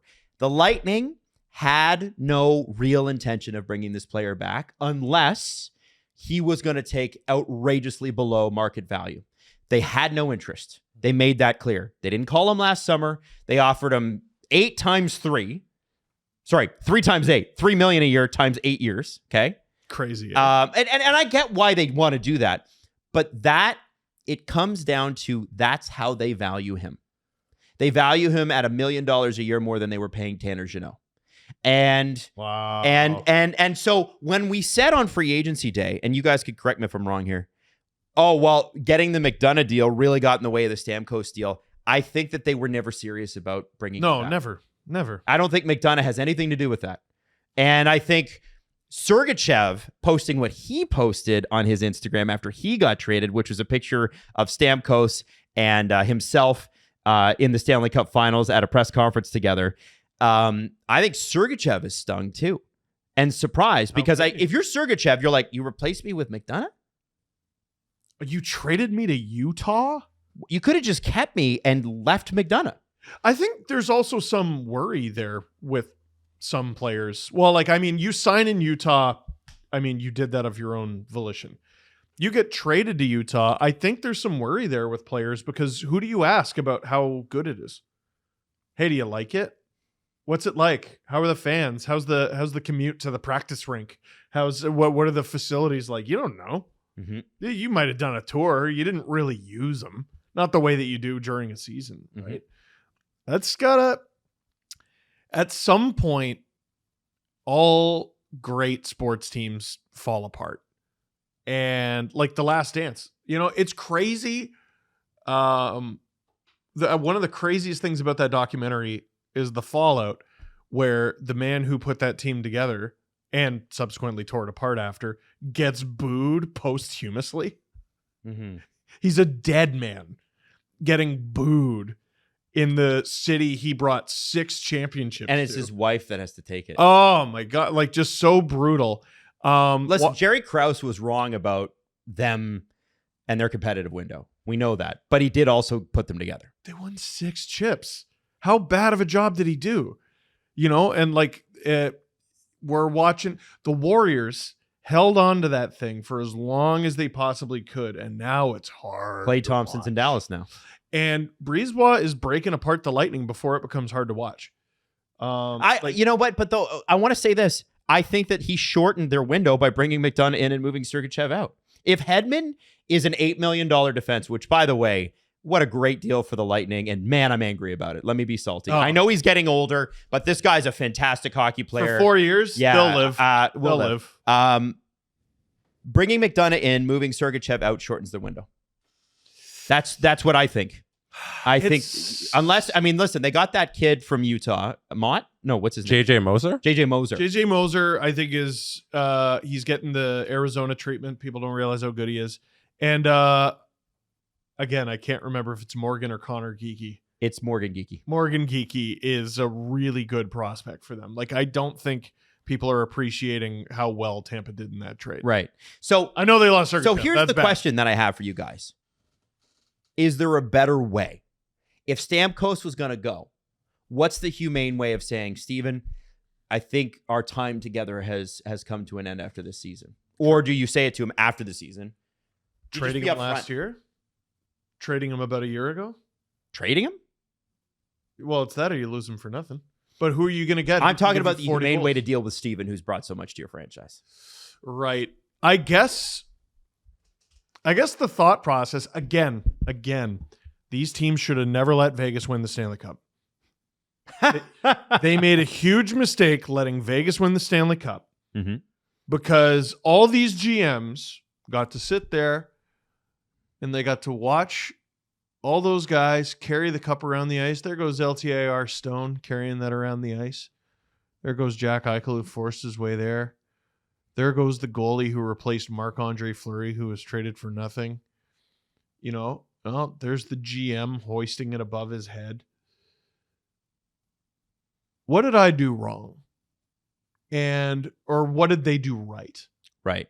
And Vegas, the only reason we're not still talking about them like they're supervillains is because they won. A lot of people still don't like them, but they won. And they won a little over a year ago. So even though they didn't do so great in this year's playoffs, they still got that recent win glow. No one should have let the Tampa Bay Lightning win because Julien Brisebois won. And he wants to get back to winning, and he's like, that's what I got to do to win. Chris listen, Drury, the Vegas Golden Knights learned that from the Lightning. Of course. And yes, because they're like, LTIR making memes and shirts, LOL, eat shit. Doesn't matter that I didn't play all season. I'm still going to put up over 30 points in the playoffs. Julien Brisebois saw that, and he took lessons from it. Chris Drury has been to the Final Four twice in recent years. Hasn't gotten over the hump. And he's like, you know what? I got to be a little more ruthless about this. So he puts Barclay Goodrow on friggin' waivers, and he might do the same to his captain. Yeah, and there's more to that story, which we will get to. Yeah, and who negotiated a no trade in good faith because he values his wife's career. What an asshole, right? But Are we getting into that story? We will in a minute. You didn't read the full story. No. Yeah, I want to hear that, from a true GM, Jesse Blake. How do you handle this in a humane way? Because everybody's like, man, the Lightning did Stamkos wrong, and the outpouring is they should have just kept him. Okay. So what if they feel they have to move on from this guy? How could they have handled the exit better? Yeah, Julien Brisebois is not paid to care about people's feelings. On the surface, I think you should have cared about his feelings. He's the greatest player in franchise history. Everything he's done, he leads every category in franchise stats. I think there should have been more care with that situation, but that's not why Julien Brisebois has his job. His job is to put on a competitive team on the ice and try and win a Stanley Cup. And he doesn't believe that a 34-year-old going forward is the right person he wants in his top 6 forward group, and he's going to give a long-term deal to. That wasn't on the table for Brisebois because he wants to win a Stanley Cup, and he'd rather have Jake Guentzel there. So from Julien Brisebois' perspective, in terms of what he did, you can't help but just shrug and say, okay, he did what he did from a job perspective. He did what he thought was best to win, which is what his job is. From a person to human standpoint, you should definitely have more care with your greatest player in franchise history. There needs to be more conversation there throughout the year about where his standing is in terms of your eyes in the competitive window. And I think that Stamkos is now he's got this chip on his shoulder. He's going to try and make Julien Brisebois wrong when he goes to Nashville. He's going to be the oldest player to score 50 goals or whatever. Or Ovechkin probably holds. Well, him and Marchessault are going to be great to watch. Oh. Marshy is same thing. Is a franchise day one guy from Vegas who said objectively, they never put a serious offer in front of me. One thing I'll say for Tampa, you got to be ruthless and then you win. You know how coaches lose a room? GMs can lose a room. Yeah. And I don't believe, Julien Brisebois believes that getting rid of Stamkos, bringing in Guentzel, getting rid of Sergachev, bringing McDonough, bringing Moster and all these moves makes the team better. I'm not convinced of that. I don't know that they're any better. I don't know that. I mean, listen, a full year of Vasilevsky might help. Well, they had Vasilevsky when they needed him, which was the playoffs, and it wasn't successful. They weren't as good as Florida. And I don't believe on paper right now, this team next year and the year forward is any better than the 24 Tampa Bay Lightning. I think what he did this offseason made them, it was more of a lateral move. Yeah. I believe they're exactly kind of where they were in the power rankings of the league. On bringing McDonough back, name the last team to win a cup with a player, lose that player, not win the cup. Chicago Blackhawks. And then bring him back. Yeah. The Blackhawks with who? Because the Blackhawks tried to get the band back together with Brandon Saad. It didn't work. No. That's why I think the McDonough thing it was the Blackhawks with Chris Versteeg, I'm pretty sure. Mm-hmm. This feels like late stage Chicago Blackhawks moves. Oh. That's what we've already seen Tampa Bay lose the last 2 playoffs in the first round.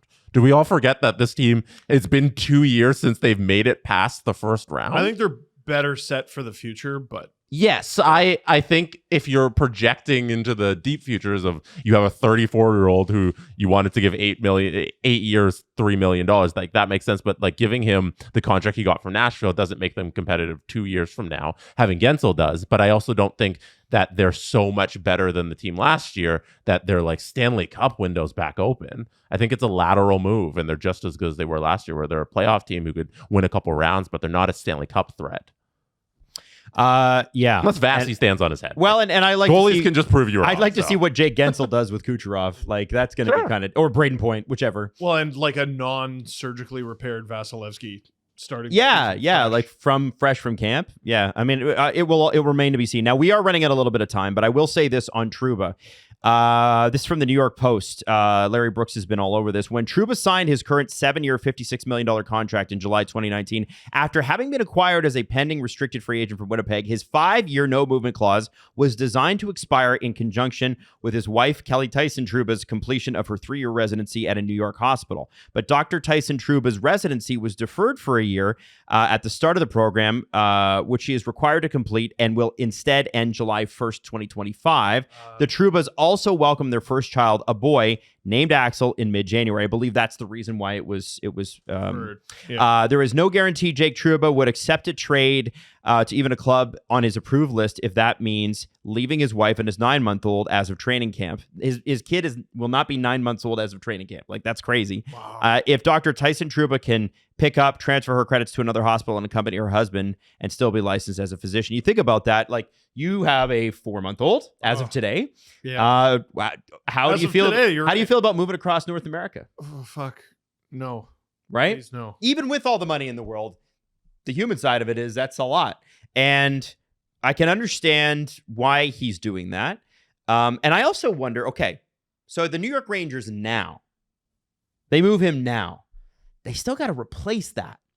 And I almost wonder if it's just better to hold back and just have him. You know? You got rid of Barclay Goodrow's contract. You struck out on Patrick Kane because I think Detroit went the extra $1 million or $500,000 or whatever on the 1-year deal. I mean, didn't he play with a broken foot or a Trouba? broken ankle? Yeah. Or something like that? Like, is it that bad? I understand having a right shot defenseman on your third pair because Adam Fox and Schneider are ahead of him. Yeah. Is a bit of a luxury, but I don't know. It seems like a good luxury. Yeah, it's an expensive luxury. I understand why Drury wants to get him gone.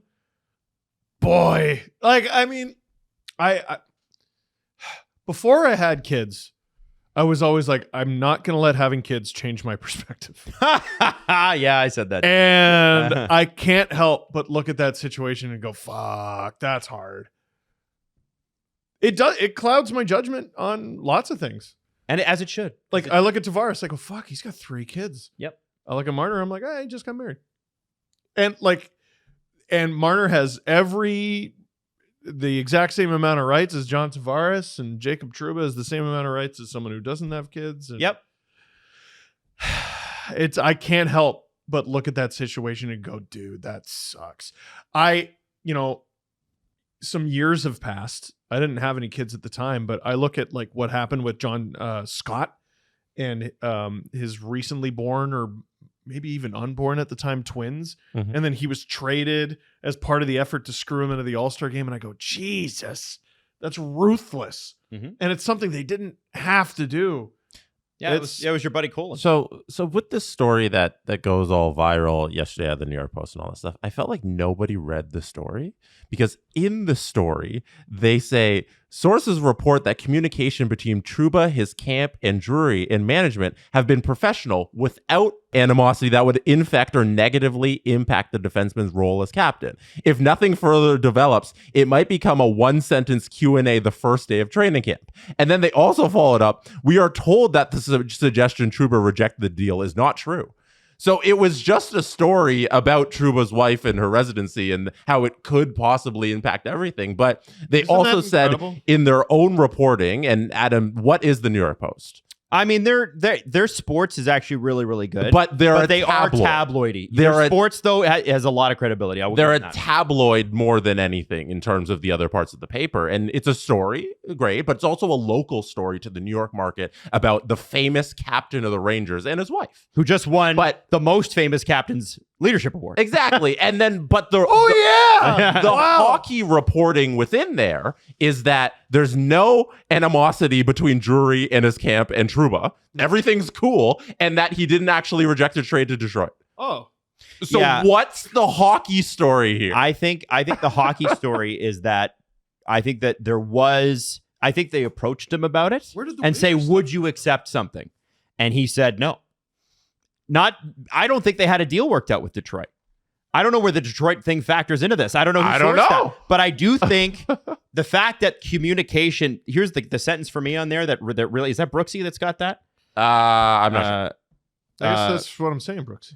So if the fact that we're talking about the communication between the Larry agents- Brooks wrote it, yeah. Yeah. So if Larry Brooks is saying the communication between Trouba's camp and the Rangers has been professional, that doesn't mean difficult information was not conveyed. It just means they weren't saying fuck you to each other. Yeah, nobody. And and by the way, in the NHL, that's pretty normal to say fuck off and then hang up and then talk to each other. If there's not a hockey trade out there, like I don't think Drury's gonna make it just to get rid of Trouba. I think Trouba can also be a very useful player still for the New York Rangers if they go to camp and he's their third pairing defenseman or Yep. second pair. Like, it's fine. It also doesn't surprise me in the least that it's been professional, because Jacob Trouba is, like so many hockey players, a monster of a human being on the ice and just a real good guy off.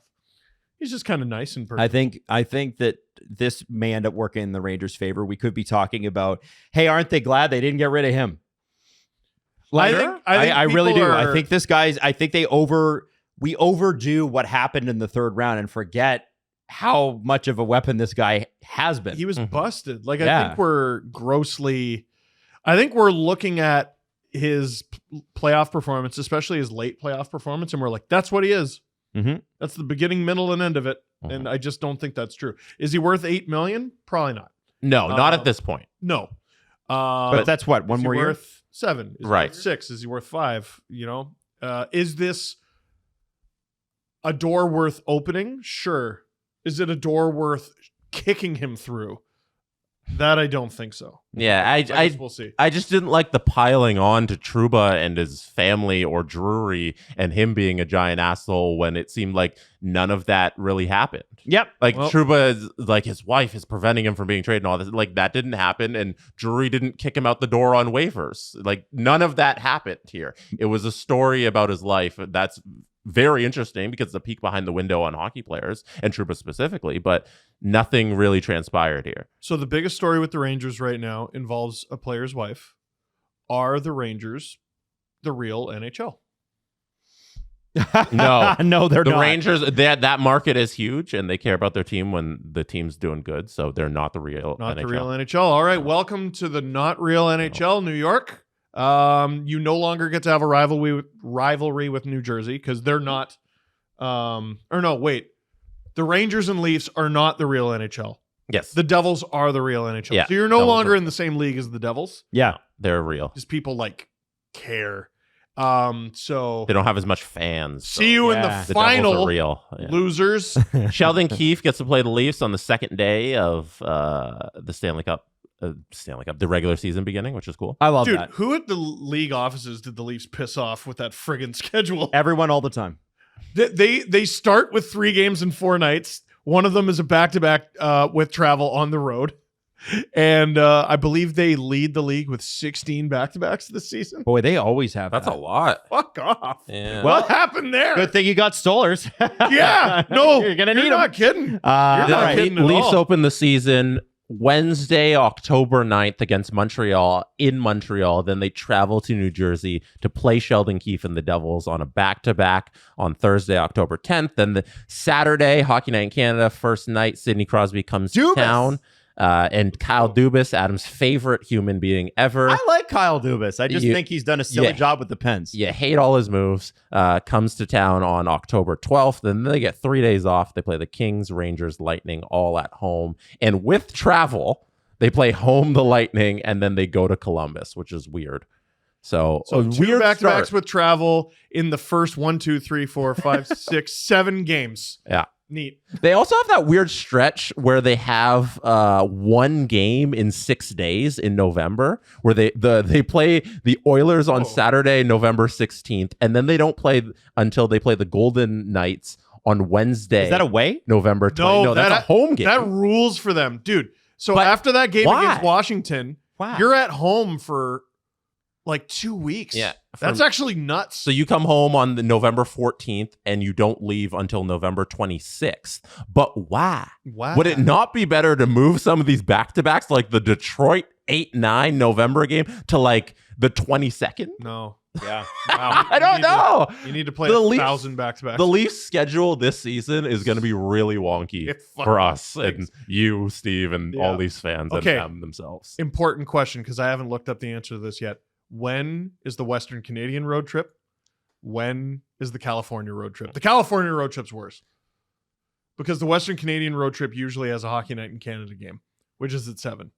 I can tell you in a moment. The California after one is awful. I Also, find it. Here we go. it's usually like San Jose screws it up with the 10:30 game. This isn't so bad because we get a Saturday, Oh, okay, Tuesday, Thursday, Saturday. So the Leafs play Edmonton in Edmonton on Saturday, February 1st, and then they go to Calgary on Tuesday, Thursday, Seattle, and then Vancouver the next Saturday. So you avoid a couple really late starts by having the 2 Saturdays in the Western road trip. And then that huge gap must be the Four Nations. This is Four Nations face-off, the 9th to the 21st. The Leafs are off for a solid 2 weeks there. All right. And then you Give want me the bad news. When's California? The Vegas San Jose trip. Actually, they split it up here. So they're doing the Vegas, Colorado, Utah trip in early March. Steve, your birthday. That's right. They don't play on my birthday this year. Yeah, it's right here. And more importantly, Isla will be probably sleeping full nights at that point. Yeah. Amen, Adam. So Steve will be able to stay up late and not be dead the next day. So pretty stoked. They're doing the Vegas, Colorado, Utah trip in the same month of March that they're doing the San Jose Kings Ducks trip. So it'll be a 10:30, Sunday 7, games are the worst. and 8 on March 27th, 29th, and 30th. You know what, though, Adam? This is As so the bad. California road trip goes, that's good. This is pretty good. It's usually a bad back-to-back there. So that's all right. But it's not. I'm looking at. It's not the 10-10-10. No, it's nice. Nice. Yeah. I'm looking at that, going, okay, I'm going to be a sleepy boy on the 28th and for that show, and that's it. That's it. Mhm. You know what? We're good. We're good. So that's why you get all those back-to-backs, because they made the Canadian and California road trips less shit. They're so bad. Every friggin' year, they're so bad. Yeah. I don't want to complain because I work at the toy store, but I like sleeping. I Do you know the first date Sheldon Keefe comes to town? Christmas. I don't know. No, I don't know. I don't know off the top of my head. Anyways, moving. Oh, it's December 10th. Nope, that's a road game. No, never mind. I can't find it. Sheldon Keefe. Should I make a video? I'm going to make a video. It's January 16th. You should do Leaf a schedule calendar. release video. Here are the fun dates. January 16th, first time Sheldon Keefe comes to town. We got to wait a while. Boo. He's going to get a good tribute video, and he should. Oh, yeah. Winningest coach in Leafs Franchise history. by percentage? Yep. Yeah. Absolutely. I'm sure he's up there and wins with everybody. Period? Yeah. I don't know what it is. It's got to be like Pat Quinn and probably no, like he wasn't here long enough. I don't. Pat Quinn was 6 years. No, Keefe. Oh yeah, no. I think Quinn would be in there, and I think what's his name? The guy who was there quite a while. who was the really tough guy that they brought back in the 70s that he couldn't coach anymore, but he was like their coach in the 50s. Imlach? Imlach. Do you want to play this to lead the show? I think it's Punch. I think it's Punch is number one. Give me your Pat, top number 2. Give me your top 3. Oh no, there you go. Give me your top 3. I didn't see it either. Your top 3. Every correct answer is a point. I'm going to say Punch, Pat, and Pat Burns. Steve? Yeah, Punch Imlach number 1, Pat Quinn number 2, and Pat Burns number 3. I think you got it. Okay, you guys both tie at 2. It is Punch Imlach. Hap Day! Let me get there. Punch at number 1 with 365 wins in 760 games. Pat Quinn at number 2, 300 wins exactly in 574 games. And then third place all-time wins, Leafs coach list, Hap Day with 259 wins in 565 games. Sheldon Keefe is 5th on the list at 212. And Babs is ahead of Babs. Yeah. Cool. Wow. I can't believe Ron Wilson is in the top 10. Where's That's Paul so Maurice? He was there for. There he is. There he is. He was there for 2 years. Oh, there he is. Underneath King Clancy. He was a Leaf coach for 5 seconds. Man, something that is not talked about enough. Like when the Leafs released their 100 best players over their first 100 years, it was so lacking in star power. And you look at the Leafs coaching, and 2 of your top 5 are 1940 and 1930. Yeah. Like the Leafs have had Leaf fans, like when you compare to like Montreal, the lack of talent that has come through Toronto. Montreal, it's Scotty Bowman. Yeah, right? Like, and you know, like it's just like every decade Montreal is producing multiple Hall of Famers, whereas Toronto is just like, I guess you were here. Like it's really bad. And I think it's nice that this era, at least in the regular season, has created some amazing new records because holy shit, they're thin. Wasn't the legend like sometime in the 70s the Leafs were going to get Scotty Bowman as the GM and I want to say Don Cherry as the coach? Yes. Or something like that. Yeah, but Don had already signed with Colorado and he didn't want to renege on that deal, even though it was his dream to coach the Toronto Maple Leafs. It was Don's choice that he went to Colorado. Think Which of was how pretty dumb choice in retrospect. The landscape of just everything in this country changes. Yeah. Oh my God. Yeah, like especially because that Colorado team were a joke. They were so bad, and Yes, they were never going to get better. So it's kind of crazy. Kind of crazy. So you know what? We'll wrap the show there. There's a lot of stuff that we need to get to the Blackhawks reinstatement because we didn't get to that. Oh yeah. Do you want to talk about that? Yeah, let's do it. As you know, Stan Bowman and Joel Quenneville are now allowed to coach and to general manage Anywhere. The Edmonton Oilers are linked to Stan Bowman. Jeff Jackson was non-committal, although he did say he doesn't want to be the general manager. He had a good July 1st, though, and we didn't get to break down Edmonton's July 1st, but I would like to on Friday. They did a really good There's a job. bunch of stuff actually we didn't get to today, and that's just the way it goes. So if you're commenting, you're going, "Oh my God, is it so biased against my team?" Don't worry, we'll get to them. Oi. You know how the comments go. All That's how right. they sound. Oi. But Let me read the message from the NHL because they sent out this press release. The National On Hockey July League, 1st. yeah, as everybody's in the middle of free agency, it was ridiculous. The National Hockey League today announced that effective immediately, Stan Bowman, Al MacIsaac, Joel Quenneville are eligible to seek employment in the NHL. For more than the last 2.5 years, these individuals have been ineligible to work for any NHL team as a result of their inadequate response upon being informed in 2010 of allegations that Blackhawks player Kyle Beach had been assaulted by the club's video coach. While it is clear that at the time their responses were unacceptable, each of these three individuals has acknowledged that and used his time away from the game to engage in activities which not only demonstrate sincere remorse for what happened, but also evidence greater awareness of the responsibilities that all NHL personnel have, particularly personnel who are in positions of leadership. Moreover, each has made significant strides in personal improvement by participating in a myriad of programs, many of which focused on the imperative of responding in effective and meaningful ways to address alleged acts of abuse. The league accepts that they will continue this commitment to any future capacity with the NHL and or our clubs. While clubs are free to discuss potential employment opportunities, effective immediately, they will not be permitted to enter into new employment relationships with any of these individuals until or after July 10th. right when everybody's on vacation. And by the way, interesting that it happens at like 10:30 on free agency day. All the remorse stuff would hold a little bit more weight if you didn't have like family members of these people going on Twitter going, "He didn't even do anything," which that's Quenneville. Quenneville's had people online. I look at some Chicago-centric takes from that news breaking, and I think that matters. Sure. Because all this happened in Chicago. So Mark Lazarus said, "We want people to learn from their mistakes, to grow from their mistakes, to teach others to learn from their mistakes. From what I've been told, Quenneville and Bowman have done so.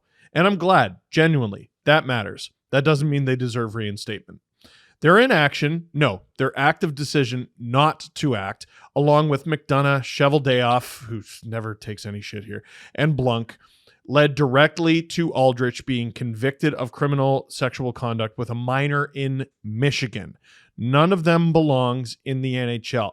People act like Kyle Beach is the only one involved. No, there was a lot more.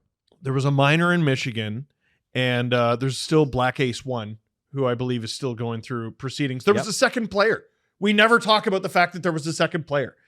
The coverage of this story, generally speaking, is so poor, or at least the average fan. Like, listen, not everyone can pay attention to bloody everything. Yeah. But the average fan's knowledge of this story is insufficient to have an opinion on it.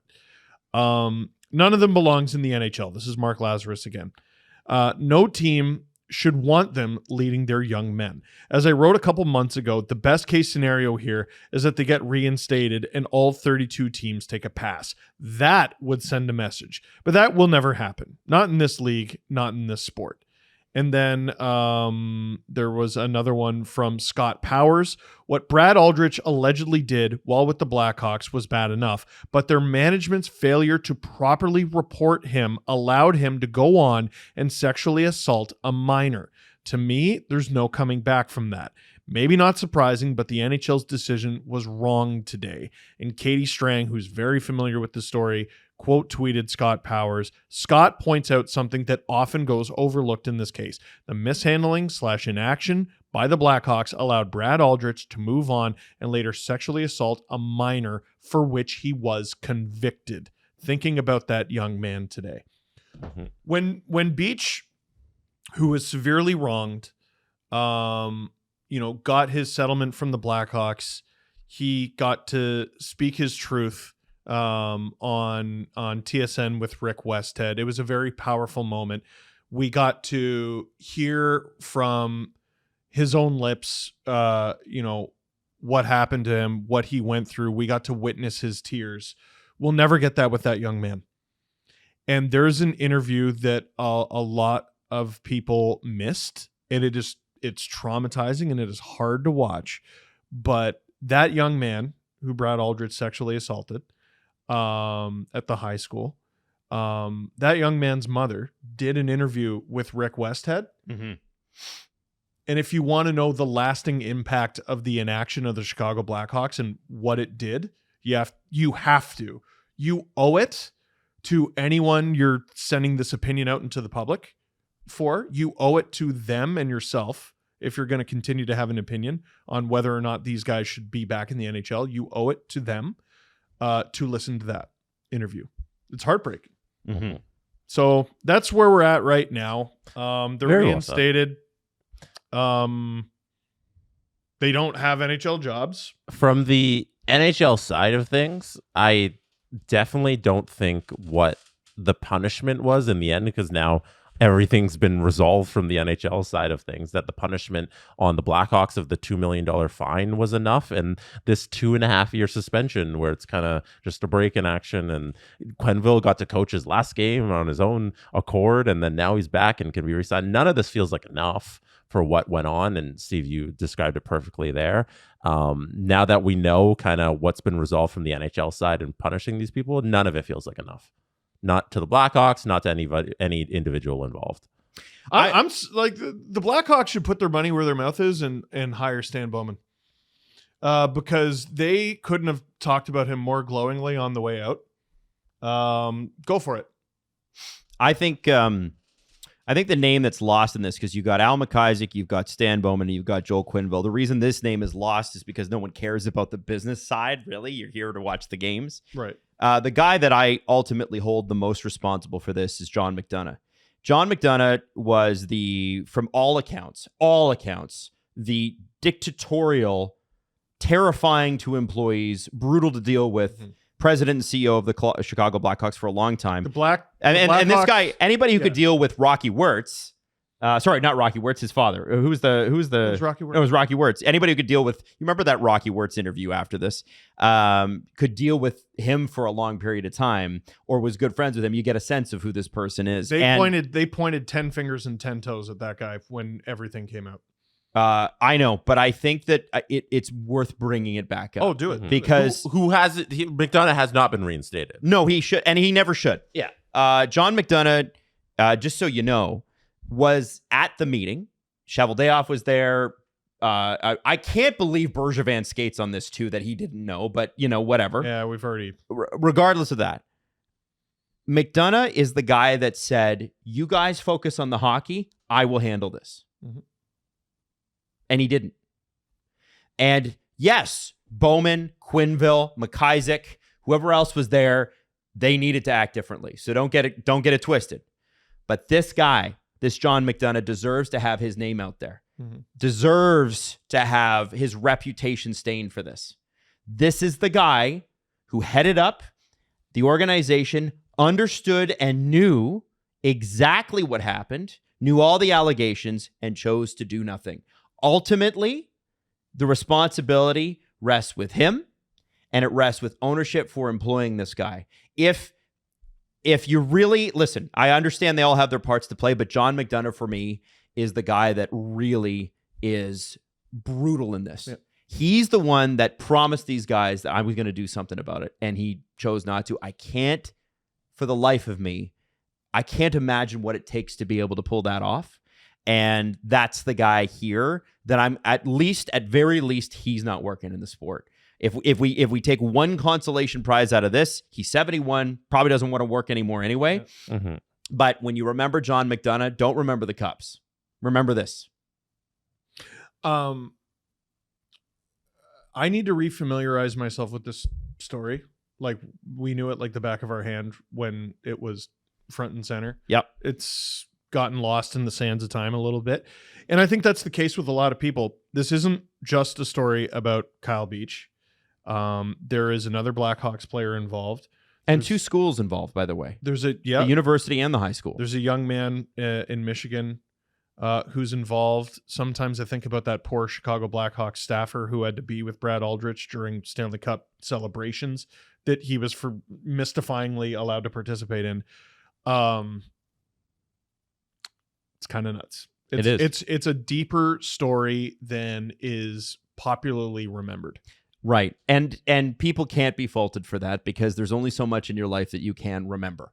Right. You know, I don't blame people for not being as fully educated as, you know, you got lives and things going on. But the story at the time, which is why we had Rick on in the first place, was criminally underreported.